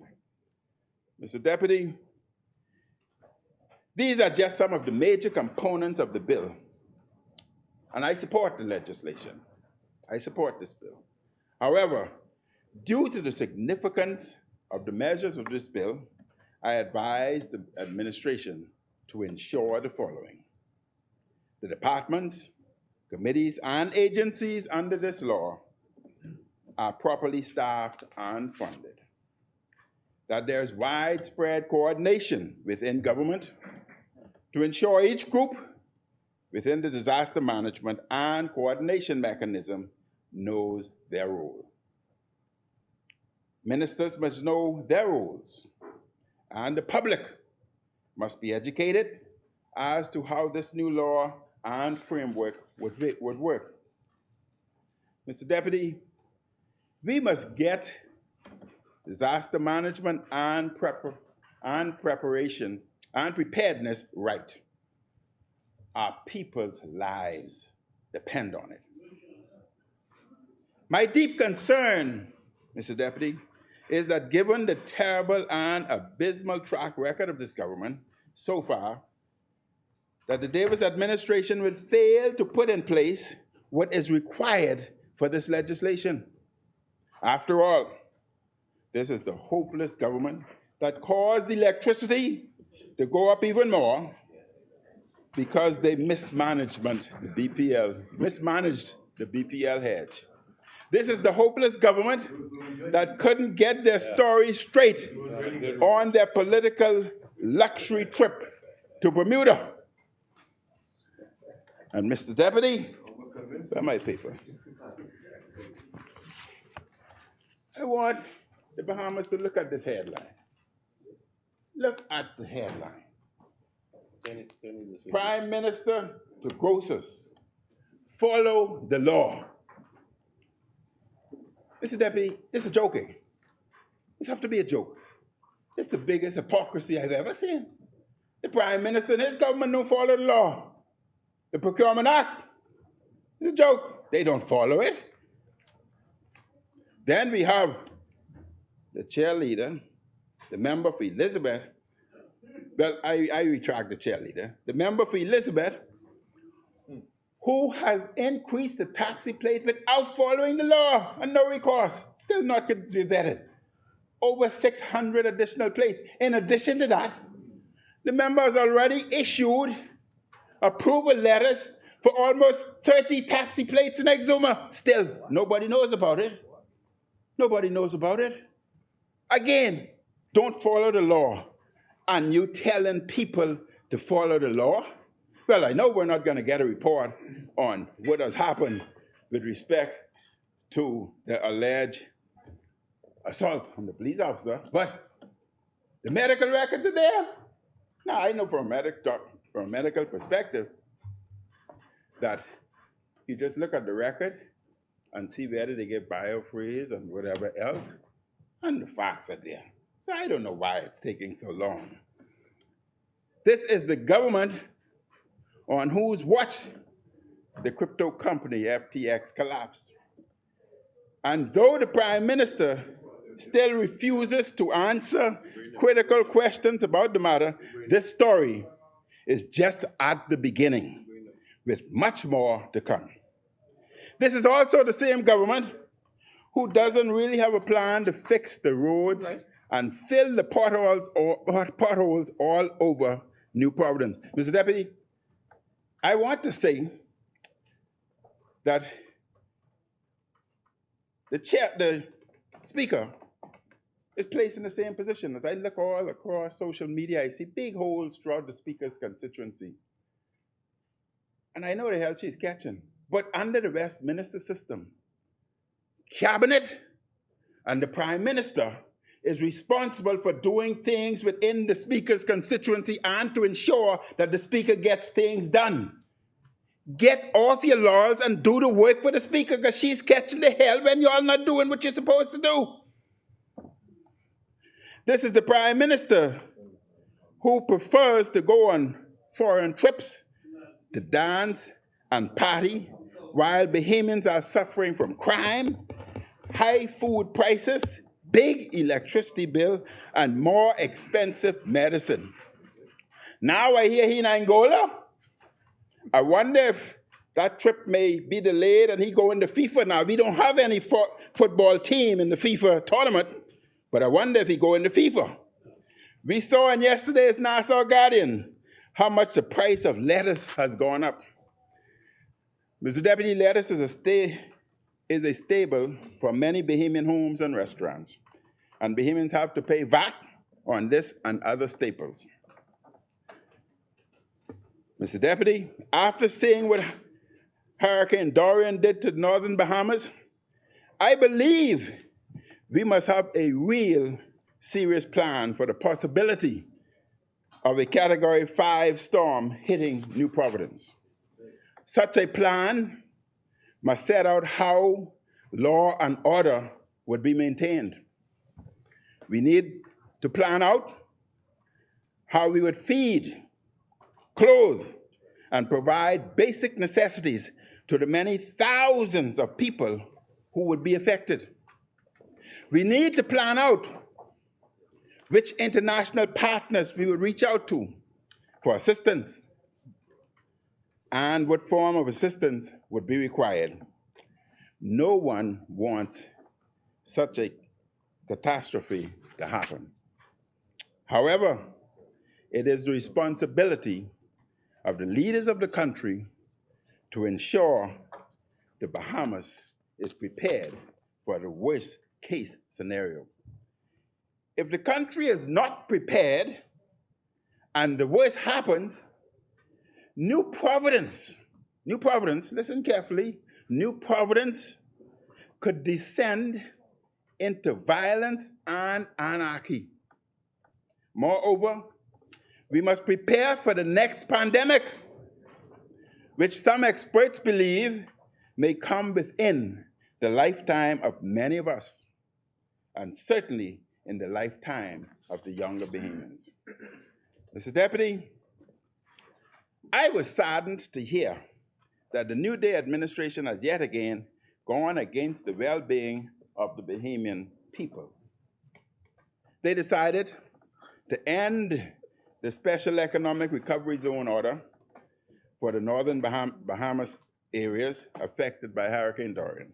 My administration set this tax exemption program in motion to give residents relief from difficulties they faced trying to recover from this historic storm. It must be remembered that the pandemic began 6 months after Hurricane Dorian hit. Therefore, many residents in Abaco, the Abaco Keys, Grand Bahama were slowed in their recovery efforts. The people of the northern Bahamas feel betrayed by the Davis administration not continuing the order. What is even more insulting is that representatives of the administration have said that now that they have let the order end, people could apply for tax relief on a case-by-case basis. Mr. Deputy, I have all my backup notes here that I will table. Everything I say, I brought backup support. The people of Abaco, the Keys, and Grand Bahama are not fools.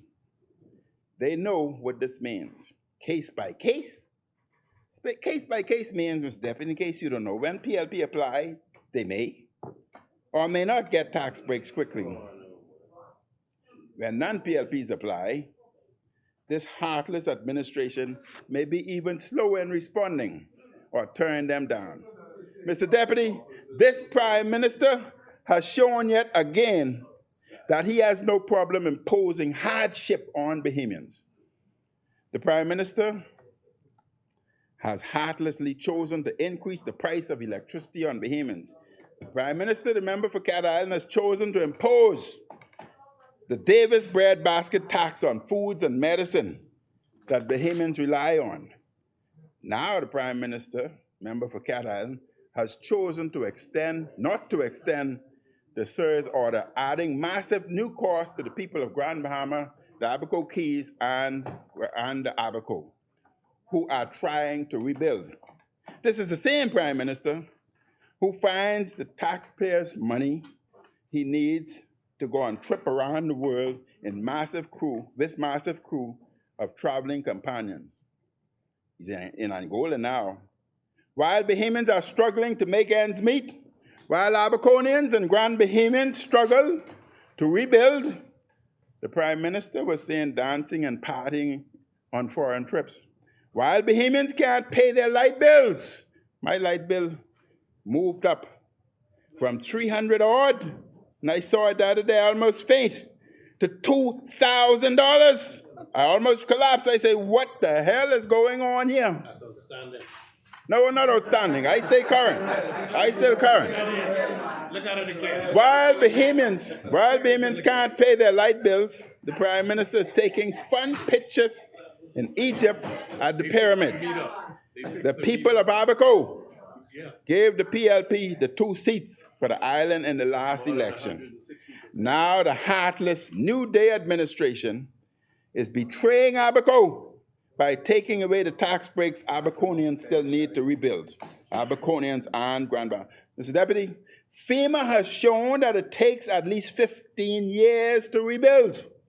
Remember, the Bahamas was hit with Dorian, and 6 months later, the pandemic.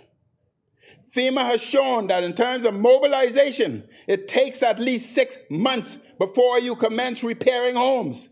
So before they could even repair, they were hit with COVID, which meant a delay in time For God's sake, man, it should be 5 years exemption because it takes 15 years. Look at New Orleans, look at Puerto Rico. The policies of this prime minister demonstrates a disregard and disrespect for the Bahamian people. The member for Abaco is cold-hearted. He can't even manage the Ministry of Finance. Now listen carefully. In messing up the BPL hedge, the prime minister said, the Ministry of Finance, and I quote, is a big place. In November 28th article in Tribune, the prime minister, who is also the Minister of Finance, stated, I quote, I had no knowledge of it. He, meaning the member for Fort Charlotte, said the Ministry of Finance had knowledge of it. That's a big ministry. That was not me, end quote. What a pathetic response. He accepted no responsibility for something in his ministry or something that is causing misery and pain for thousands of Bahamian homes and businesses. The prime minister seemed to be admitting that he's not in charge of his government. He threw his minister of works, the member for Fort Charlotte, under the bus with a train rolling over you afterward. He's heartless. I wouldn't have do that to you, but don't say anything. You still a member. When he says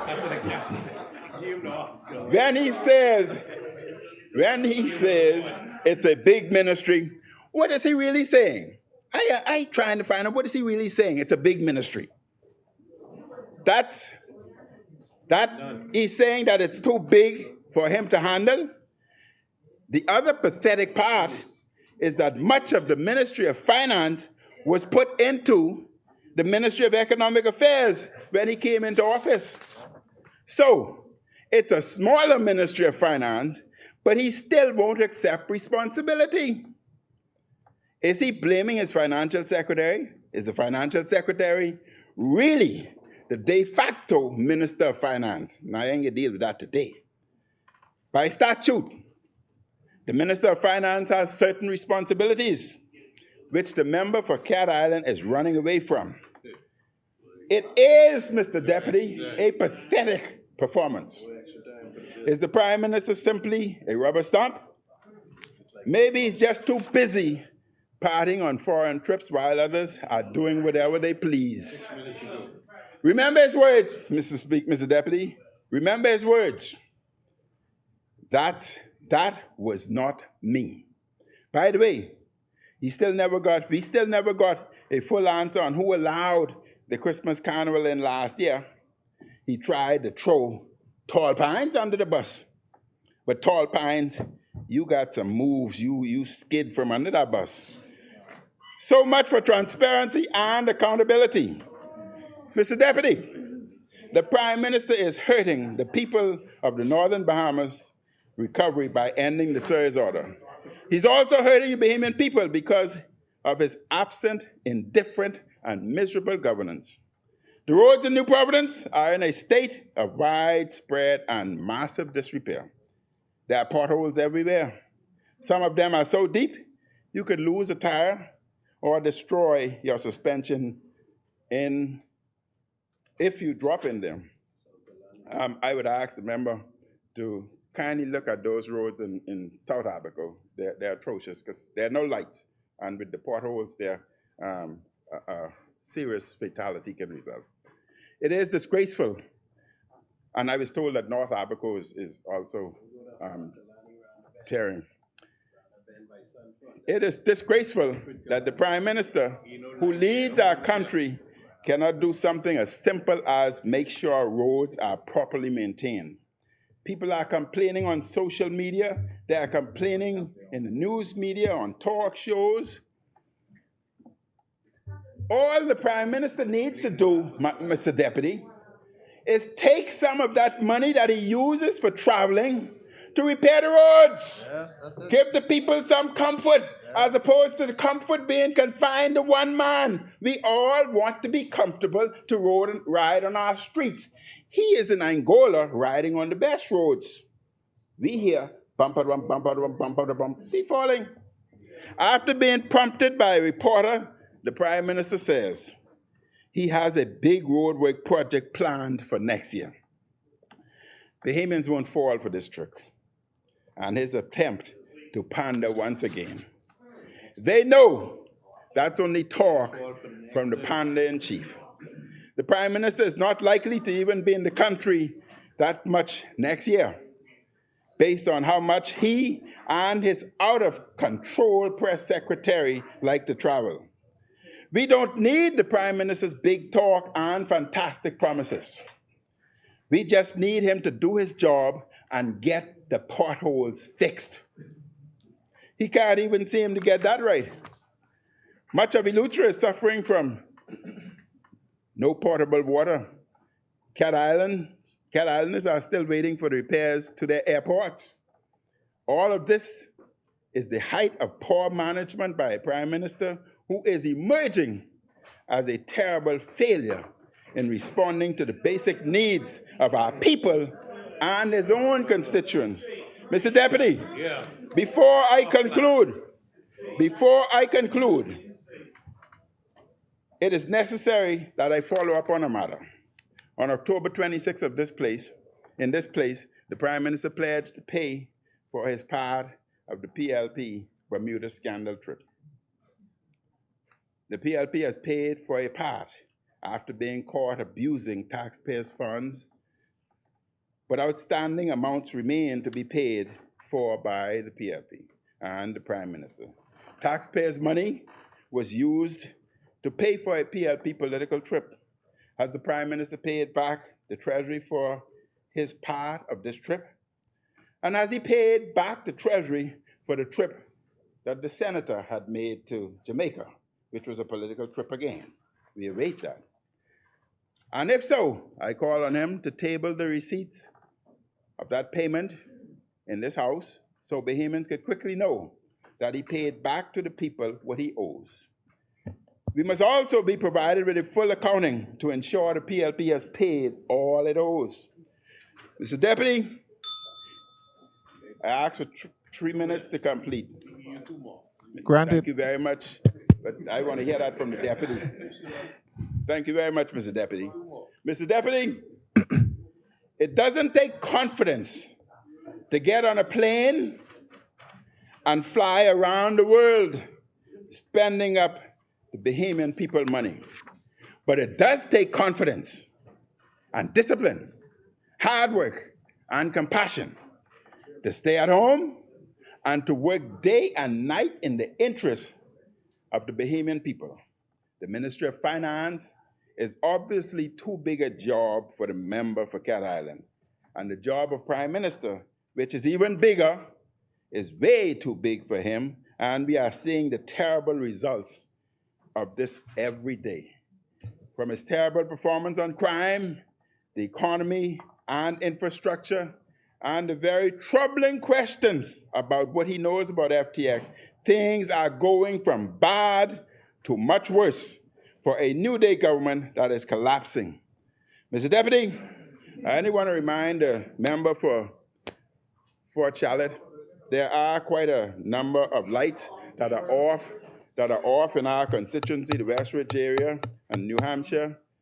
It's posing a problem. We've had several robberies already because of the darkness, and it poses a problem especially for mothers who are traveling home. Our roads are poorly kept.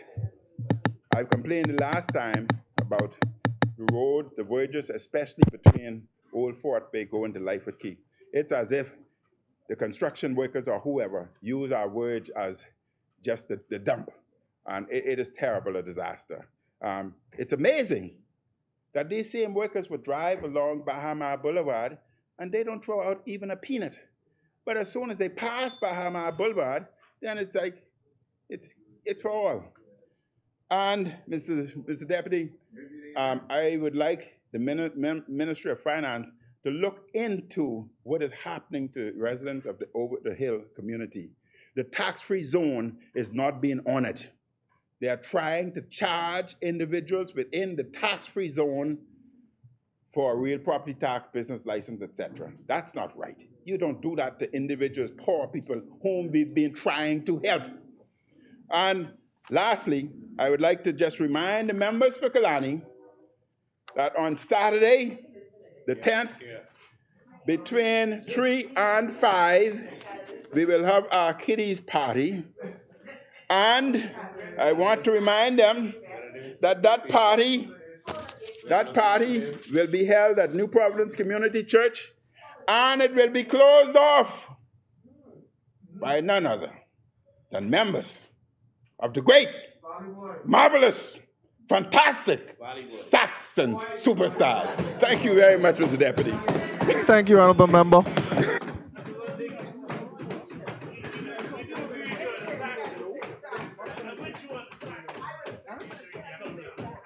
As many, you see. The chair recognizes the Honorable Member for Pinewood. Mr. Deputy. You should at least have a gift from a daughter. Mr. Deputy, I rise again to wrap up this historic piece of legislation, Mr. Deputy. Mr. Deputy, I criticize Kalani for some things, but being a Saxon, I am totally on board with him. I had a meeting. Honorable members. I had a meeting. You said I had a meeting. Members. Did I have a meeting? Order. Did I have a meeting? Did I have a meeting? You said I had a meeting. Did I have a meeting? Honorable members. Honorable members. That's why you over there. Honorable members. Order. That's why you over there. The chair recognizes the Honorable Member for Pinewood.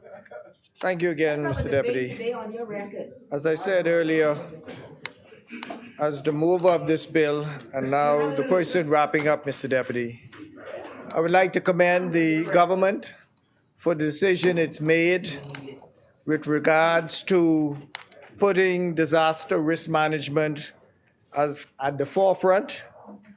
We have all seen from the experiences of Dorian and the 13 other hurricanes in the past 20 years that disaster risk management and mitigation and resilience is something that is needed in our country. We have had different agencies who have provided varying levels of success as it relates to disaster. However, we have also seen that there were duplications and replications of departments and also individuals. And what this piece of legislation is intended to do, Mr. Deputy, is to have one organization with different moving parts working in unison instead of an agency that is rarely effective 6 months out of the year, as in the case of NEMA, or even the DRA, that I would admit was formed for the right reason. However, that too as an organization have its fault. And while no piece of legislation is perfect, this legislation identifies the important parts as it relates to disaster risk management.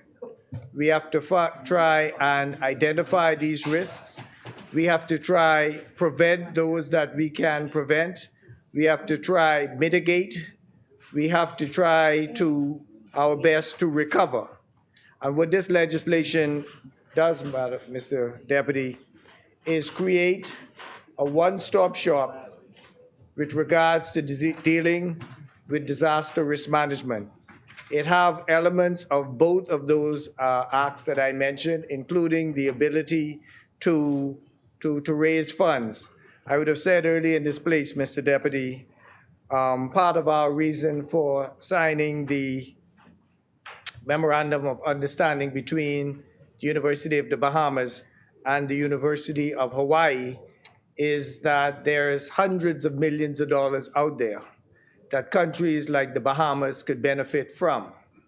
In order to benefit from this type of funding, we have to have a legislative regime in place to satisfy those agencies and NGOs who deal with funding for small island developing states. And this legislation, with the assistance of the IDB, whom is providing financial assistance in moving forward with the Bahamas as it relates to disaster risk management and reduction. We feel satisfied that moving forward, that the Bahamas would be in a better place in terms of dealing with these disasters that are more frequent and also more severe. And so, Mr. Deputy, with those words, I now put the question.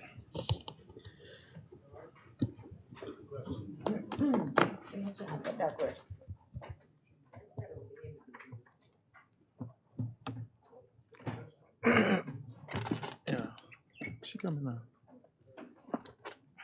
Jesus. Hope she got fix it, chill.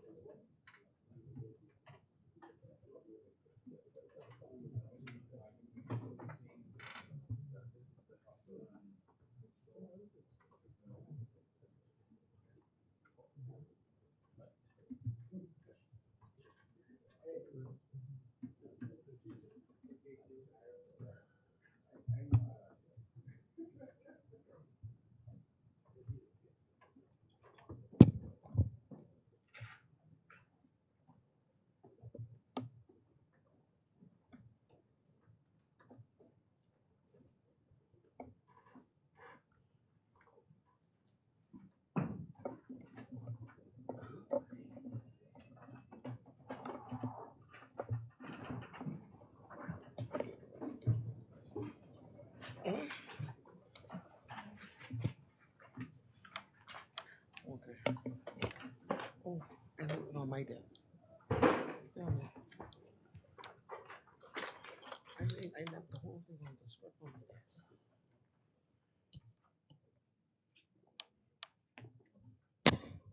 It has been moved and seconded that the following bill be read a second time and committed. Disaster Risk Management Bill 2022.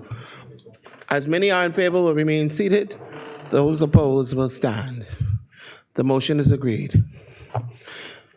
Order that the bill be read a second time and committed. A bill for an act to provide for a more effective and comprehensive disaster risk management policy and framework through the establishment of the Disaster Risk Management Authority and for connected matters. For the second reading? The second readings, Madam Speaker. Thank you, Honorable Member. Madam Speaker, I now move that the Deputy Leader of the House resolves itself into Committee of the Whole, the Deputy Speaker and the Chair. Is there a seconder? Second. Thank you, Honorable Member. It has been moved and seconded that the House do now resolve itself into the Committee of the Whole with the Deputy Speaker in the chair. As many are in favor will remain seated. Those opposed will stand. The motion is carried. The House will now resolve itself into the Committee of the Whole with the Deputy Speaker in the chair.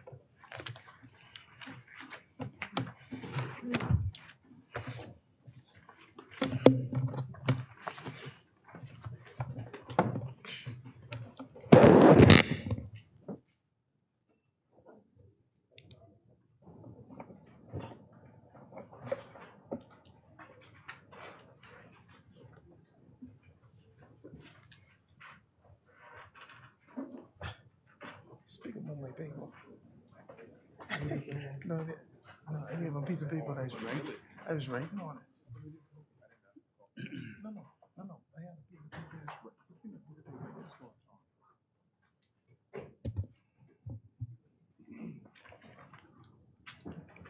Mr. Deputy. Committee of the Whole. Mr. Deputy.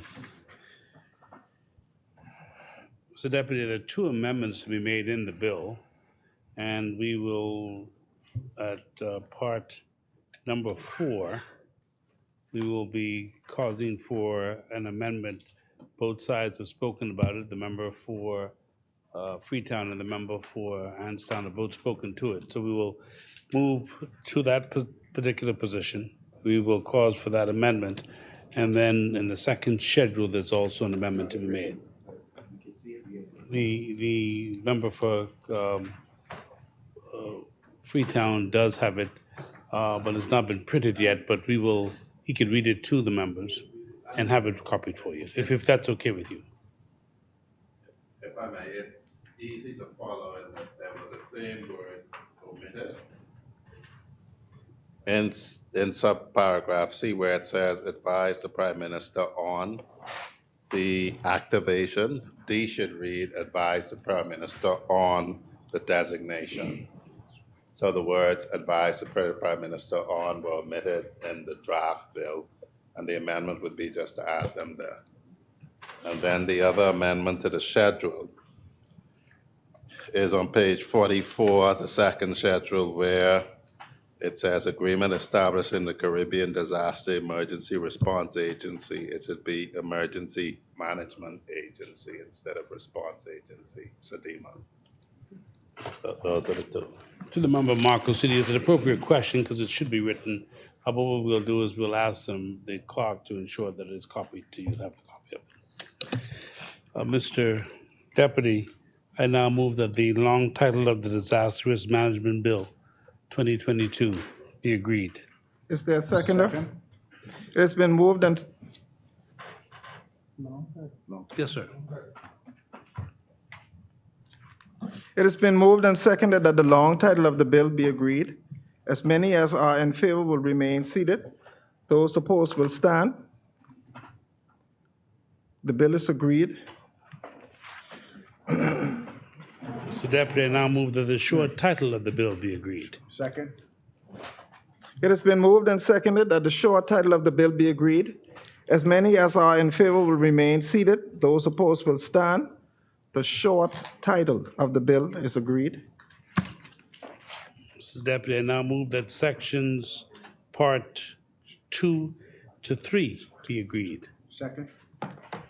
It has been moved and seconded that section 2 to 3 of the bill be agreed. As many as are in favor will remain seated. Those opposed will stand. Section 2 to 3 of the bill is agreed. Mr. Deputy, just for clarity, I move for section part 3 of the bill be agreed. Second. It has been moved and seconded that section 3 of the bill be agreed. As many as are in favor will remain seated. Those opposed will stand.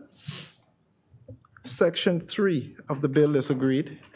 Mr. Deputy, I now move that section 4, part 4 of the bill be agreed. Second. It has been moved and seconded that section 4 of the bill be agreed. As many as are in favor will remain seated. The chair recognizes the honorable member for Freetown. Mr. Chairman, I would ask for an amendment to section 23, subparagraph D. Subparagraph D currently reads the Section, what section? 23, Of part 4. Okay. section 23, subparagraph 4.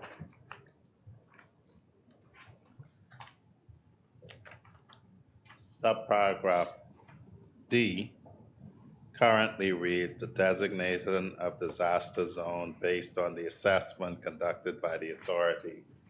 I would move an amendment that it now read, advise the Prime Minister on the designation of disaster zones based on the assessment conducted by the authority. Is there a seconder? Second. It has been moved and seconded that the bill be amended as read. As many are in favor will remain seated. Those opposed will stand. Section 23 is amended as read. Mr. Deputy, I move that the entire section, part 4 of the bill be agreed, as amended. Second. Section. Part 4.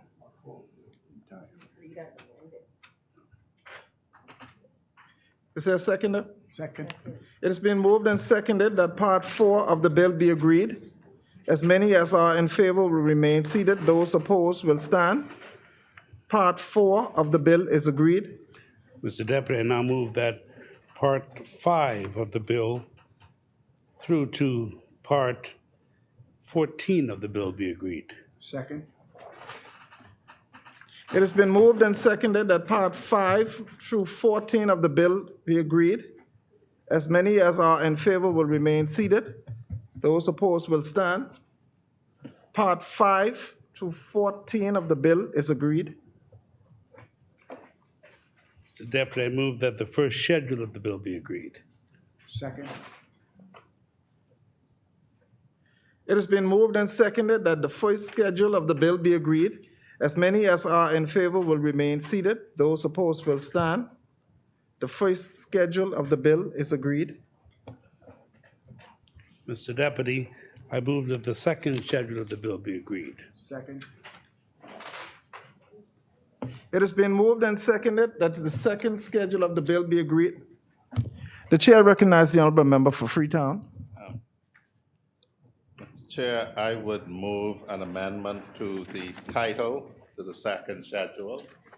The title to the second schedule currently reads, Agreement Establishing the Caribbean Disaster Emergency Response Agency, in brackets, SEDEMA.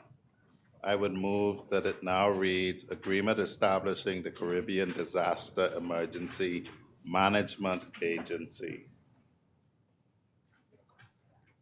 Second. Is there a second? It has been moved and seconded that the bill be amended as read. As many as are in favor will remain seated. Those opposed will stand. The bill is amended as read. Mr. Deputy, I now move that the third schedule of the bill be agreed. Second. It has been moved and seconded that the third schedule of the bill be agreed. As many as are in favor will remain seated. Those opposed will stand. The third schedule of the bill is agreed. Mr. Deputy, I now move that the bill in its entirety as amended be agreed. Second. It has been moved and seconded that the bill in its entirety as amended is read. Agreed. As many as are in favor will remain seated. Those opposed will stand. The bill in its entirety as amended is agreed. Mr. Deputy, I now move that the Speaker do take the chair. It has been moved and seconded that the Speaker do now take the chair. As many as are in favor will remain seated. Those opposed will stand. The motion is agreed. The Speaker will now take the chair.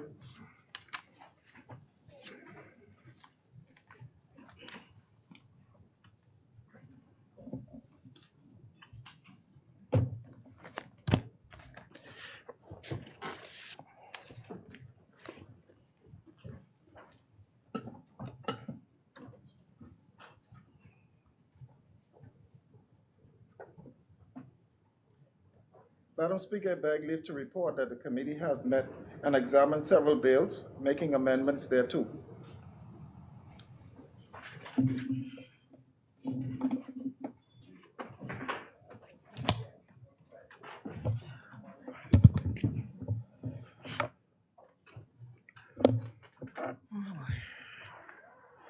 Honorable members, the Deputy Speaker and Chairman of the Committee of the Whole has reported that the committee has examined the bill, having made amendments thereto.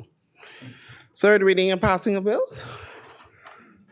Madam Speaker, I now move for the third reading and passing of the Disaster Risk Management Bill 2022. Is there a seconder? Second. Thank you, honorable members. It has been moved and seconded that the following bill be read a third time and passed. Where's the bill?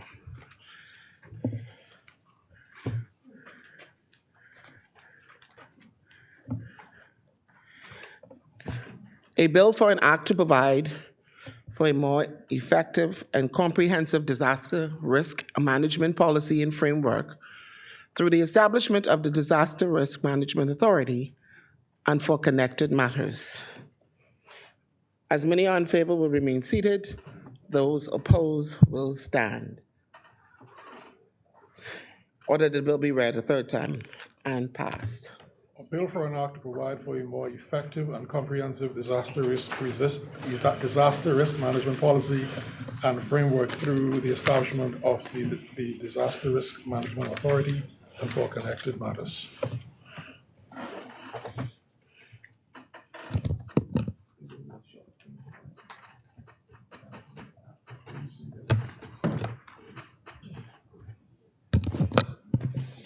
Ordered that the bill do now pass and the title thereof declared to be Disaster Risk Management Bill 2022.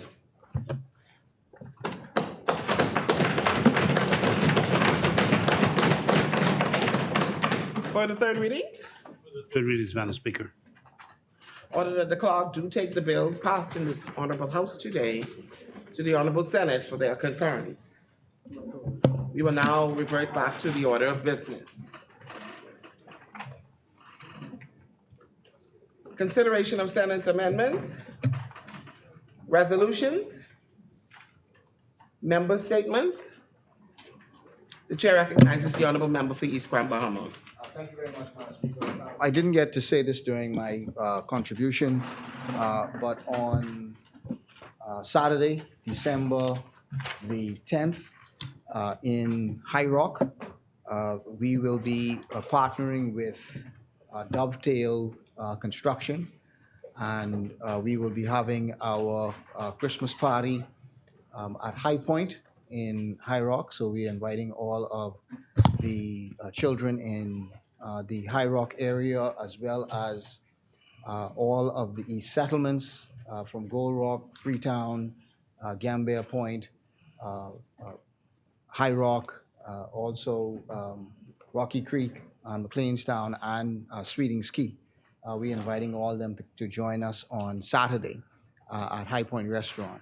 And then on December the 17th, we will be having our Christmas party in the East Grand Bahama Freeport side. We will be having it at the Basil Nemo Park, Core Road, at 12 o'clock. We are inviting all residents to register at our constituency office in advance, and those children that register will be provided with a gift. And so, Madam Speaker, we're inviting the community to come out, and I'm sure we'll have another opportunity to wish our constituents happy Merry Christmas, but those are the activities, the upcoming activities for East Grand Bahama. Thank you, honorable member. The chair recognizes the honorable member for Marco City. Very much, Madam Speaker. Wanted to also announce that we are having ongoing registration now for the Christmas party, which is going to be held on the 17th of December on the Moon McPhee Park. The registration runs obviously from the 1st, but up to the 15th of December. Same day, we'll be working with local government in terms of launching the free Wi-Fi on the park with the local government, and so we're grateful for the support of local government in the city of Freeport. I'd also like to extend condolences to the family of Alfonso Elliott and to express our love for him and our appreciation to his family for having loaned him to us, in not just in the Free National Movement.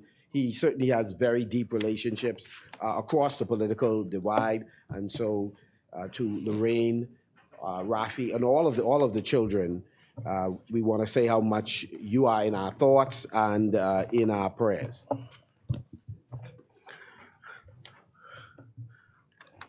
No more member statements? Members, let me just take this time to remind you about your Christmas messages. Those of you who have not done it as yet, I know the chairman of the Broadcasting Corporation reached out to me yesterday as a reminder, and there is a telephone contact, 502-3824 or 422-5532, and Mrs. Michelle Dean Weeks. And I thought we should have already done these things. And it's really bad that in December I'm still here begging for members to go. And this letter has been sent us from September to do these messages. So let's get it done. I'm certain constituents want to hear from us. And I'd just like to, this morning I didn't get a chance to really thank two of my members. I don't call them my colleagues.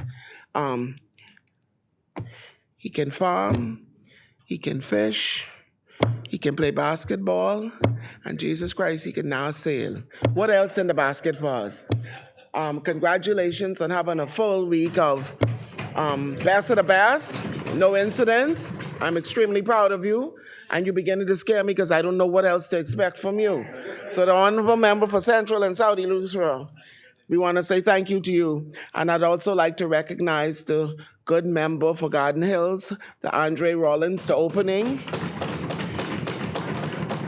I heard it was very successful. So we look forward to good things. And we just wondering now, when are we going to get our Junkanoo tickets?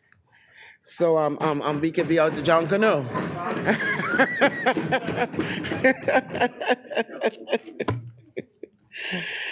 Appointment of select committees, instructions to select committees, discharge of select committees, notices for future meetings.